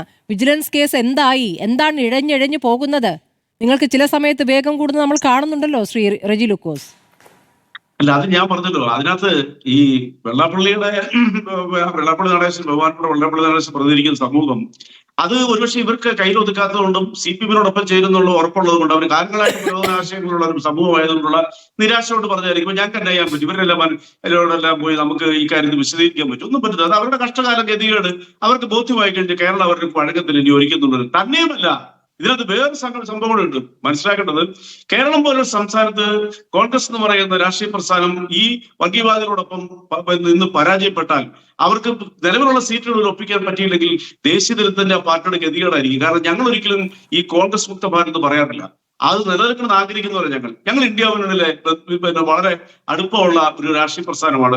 ഞങ്ങളുടെ ബഹുമാനപ്പെട്ട അന്തരിച്ചുപോയ സീതാറാം യെച്ചൂരിയാണ് അതിന്റെ മാസ്റ്റർ ബ്രെയിൻ. അത് തന്നെയുമല്ല, ഒരു തരത്തിലും ഉറപ്പില്ലാത്ത രീതിയിലുള്ള പ്രവർത്തനങ്ങൾ നടത്തുന്ന രാഹുൽ ഗാന്ധിയെ കുറച്ച് ഒരു രാഷ്ട്രീയക്കാരായിട്ട് കൊണ്ടുവന്ന് ഇന്ത്യയിൽ ജനാധിപത്യം തിരിച്ചു കിട്ടുന്ന ആഗ്രഹത്തിൽ പ്രവർത്തന പാരമ്പര്യം ഉണ്ടാക്കി കൊടുത്തൊരു വ്യക്തിത്വമാണ് ബഹുമാനപ്പെട്ട യെച്ചൂരി. ഇപ്പോൾ MA ബേബി ആ ദൗത്യം സുന്ദരമായിട്ട് നയിക്കുന്നുണ്ട്. ബീഹാർ തെരഞ്ഞെടുപ്പിലൊക്കെ MA ബേബി അവിടുത്തെ ജനക്കൂട്ടങ്ങളോട് അഭിസംബോധന ചെയ്ത് വലിയ വാർത്തയായിരുന്നു ദേശീയ തലത്തിൽ. ഞങ്ങൾ എപ്പോഴും അങ്ങനെ നിൽക്കുന്നവരാ. പുരോഗമന ആശയങ്ങൾക്ക്, നവോത്ഥാന മൂല്യങ്ങൾക്ക് വലിയ രീതിയിലുള്ള സംഭാവന നൽകിയ ശ്രീനാരായണ ഗുരുദേവന്റെ സമൂഹം ഇവരെ കൈവിട്ട് ഞങ്ങൾക്ക് എന്ത് ചെയ്യാൻ പറ്റും? അപ്പൊ ഇനി BJP ഒരു കൈ നോക്കി അദ്ദേഹത്തിന്റെ അടുത്ത് പോയിട്ട് അത് അവരെവിടെയും പോകും, അവരുടെ ആവശ്യമാണ്. അതിന് അവരെ കുറ്റപ്പെടുത്താൻ പറ്റുമോ? ഈ ചർച്ചയിൽ BJP അല്ലല്ലോ ഘടകം. ഈ ചർച്ചയിൽ കോൺഗ്രസിന്റെ ലക്ഷ്യം എന്ന് പറയുന്ന അവരുടെ 1.5 ദിവസത്തെ പരിപാടിയാണ്. ഒരു വലിയ രീതിയിലുള്ള പ്രസംഗം നടത്തിയ VD സതീശൻ നാളെ മുഖ്യമന്ത്രി കസേരയിൽ ഇരിക്കുന്നുള്ള അവകാശവാദത്തിലാണ് ഇവരൊക്കെ കൈയടിക്കുന്നത്. ആരാണ് ആ പാർട്ടി നയിക്കുന്നത്? KC വേണുഗോപാൽ ഒരു വശത്ത്, രമേശ് ചെന്നിത്തല മറുവശത്ത്. വേണ്ടി വന്നാൽ ഒരു കൈ നോക്കാന്നും പറഞ്ഞുകൊണ്ട് വേണ്ട മുല്ലപ്പള്ളി രാമചന്ദ്രൻ വന്ന് ഇറങ്ങിയിരിക്കുന്നു. അപ്പോഴാണ് സതീശനും പറയുന്നത് എനിക്ക് വേണമെന്ന്. ഇങ്ങനെ ഒരു പാർട്ടിയെയും ഈ അവിയൽ മുന്നണിയെയും പണ്ട് നമ്മുടെ കുഞ്ഞാലിക്കുട്ടി സാഹിബ് പറഞ്ഞാൽ ഈ സാമ്പാർ മുന്നണിയെയും ഉപ്പ് ഒന്നും ചേരാതെ സാമ്പാർ മുന്നണി കേരളത്തിലെ ജനങ്ങൾ വോട്ട് ചെയ്ത് നിഷ്പക്ഷമായിട്ടും സ്മൃതി ചിന്തിക്കുന്നുണ്ടോ? നമുക്കിവിടെ ഇങ്ങനെ ഒരു ഇതിനാണ് നമുക്ക് വേണ്ടത്. ഇവിടെ ശ്രീകുമാർ സാറ് പറഞ്ഞ 12 കാര്യങ്ങൾ കണ്ടപ്പോൾ എനിക്ക് കൗതുകം തോന്നി. അദ്ദേഹം പറഞ്ഞ ലക്ഷ്യത്തോടുകൂടി കേരളത്തിലെ ജനങ്ങൾ ലക്ഷ്യപ്രാപ്തി പ്രാപിച്ച് കോൺഗ്രസിനെ വോട്ട് ചെയ്ത് വേണ്ട 110 സീറ്റുകൾ നേടുന്ന പറഞ്ഞേ. ശ്രീകുമാർ സാറേ, നിങ്ങൾക്ക് സ്വന്തമായ ഒരു ബ്രെയിൻ പോലും ഉപയോഗിക്കാൻ പറ്റാത്തതിന്റെ ഗതികേട് ഞങ്ങൾക്ക് ദുഃഖമുണ്ട്. അങ്ങ് ബെല്ലാരി സ്വദേശിയായ ഒരു കനകോലത്ത് പറഞ്ഞൊരു മനുഷ്യൻ കുറെ നാളായിട്ട് കേരളത്തിൽ വന്ന് മലയാളികളുടെ മനസ്സ് വായിക്കാൻ ശ്രമിച്ചാൽ അങ്ങനെ ഒന്ന് പിടികൊടുക്കുകയോ അങ്ങനെ കനകോലുവിന് വേണ്ടി പോയി വോട്ട് ചെയ്ത ഗതികേടൊന്നും വിദ്യാഭ്യാസവും അത്യാവശ്യം ലാംഗ്വേജ് ഒക്കെ ഉള്ള മലയാളി, വായനാശീലമുള്ള മലയാളി വഴങ്ങുമെന്ന് അങ്ങേക്ക് തോന്നുന്നുണ്ടോ? തോന്നത്തില്ല. നിങ്ങൾ ഈ കാര്യങ്ങൾക്ക് കേരളത്തിലെ ജനങ്ങളെ പഠിക്കാൻ കനകോലു മാത്രമല്ല, കനകോലുവിന്റെ നിർദ്ദേശങ്ങൾ കൂടി പരിശോധിക്കും, അത് പരിഗണിക്കും എന്നേ പറഞ്ഞിട്ടുള്ളൂ. കനകോലു അല്ല പൂർണ്ണമായും തീരുമാനിക്കുന്നത്. സ്മൃതി വളരെ എക്സ്പീരിയൻസ് നമ്മൾ നൂറ്റുകണക്കിന് ചർച്ച ചെയ്തിട്ടുണ്ട്. സ്മൃതിക്ക് അറിയാമല്ലോ ആരാണ് കേരളത്തിലെ സ്ഥാനാർത്ഥികളിൽ യോഗ്യരാണെന്ന് തീരുമാനിച്ച് ലിസ്റ്റ് കൊടുത്ത് അതനുസരിച്ച് പ്രഖ്യാപിക്കുന്നതിനുള്ള നിയന്ത്രിക്കുന്ന ആരാ? ഈ കനകോലും ടീമോ കോടികൾ വാങ്ങിക്കൊണ്ട് ഈ കനകോലും ടീമോ മലയാളി ആന്ധ്രാപ്രദേശിലെ പോലെയോ അല്ലെങ്കിൽ മറ്റു ഏതെങ്കിലും സംസ്ഥാനത്തെ പോലെയോ കർണാടക പോലെയൊക്കെ മലയാളിയെ ഇങ്ങനെ വീഴിക്കാൻ വഴങ്ങാതൊക്കെ പറഞ്ഞാൽ കേരളീയർക്ക് ഒരു അപമാനം. മലയാളികളെല്ലാം മനസ്സിലാക്കുന്നുണ്ട് എന്നൊരു യാഥാർത്ഥ്യം അവിടെ നിൽക്കുന്നുണ്ട്. കോൺഗ്രസ് അംഗം കൂടിയാണ് കനകോലു പുറത്തു നിന്ന ഒരാളല്ല, കോൺഗ്രസിന്റെ ഭാഗമായി നിൽക്കുന്നയാളാണ്.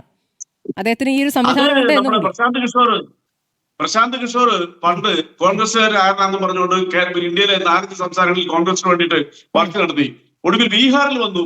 അത് കഴിഞ്ഞപ്പോ പുള്ളി സ്വന്തം പാർട്ടിയുടെ അപ്പൊ പുള്ളി ചെയ്യുന്നോട് തന്നെ പുള്ളി ആ പാർട്ടിക്കാരാണെന്ന് പറയുന്നത്. അതല്ലല്ലോ കേരളം. കേരളം എന്ന് പറയുന്ന സംസ്ഥാനത്ത് ആരാണ് മത്സരിക്കണം തീരുമാനിക്കാനുള്ള കഴിവ് പോലും ഇല്ലാതെ ആ ഒരു വ്യക്തിക്ക് ഈ കൊട്ടേഷൻ കൊടുത്തിട്ട് ഇന്ന ആളെ മത്സരിക്കണം എന്ന് പറഞ്ഞാൽ പിന്നെ അതിന് എന്താ മറുപടി പറഞ്ഞേ? നമ്മൾ ചിരിക്കുമല്ലേ ഉള്ളൂ. ഒരു കോൺഗ്രസ് അംഗീകരിക്കാൻ പറ്റുമോ? അതിന്റെ ഡീൽ എന്നാന്നുള്ളത് പണ്ടൊരു സോഷ്യൽ മീഡിയയിലൂടെ ചർച്ച ചെയ്യപ്പെട്ട, ഞാൻ അതിലേക്കൊന്നും പോകുന്നില്ല.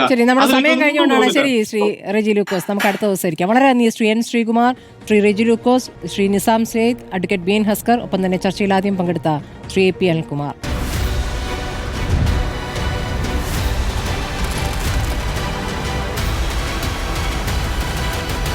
ഡിബേറ്റ് വിത്ത് സ്മൃതി പരുത്തിക്കാട്.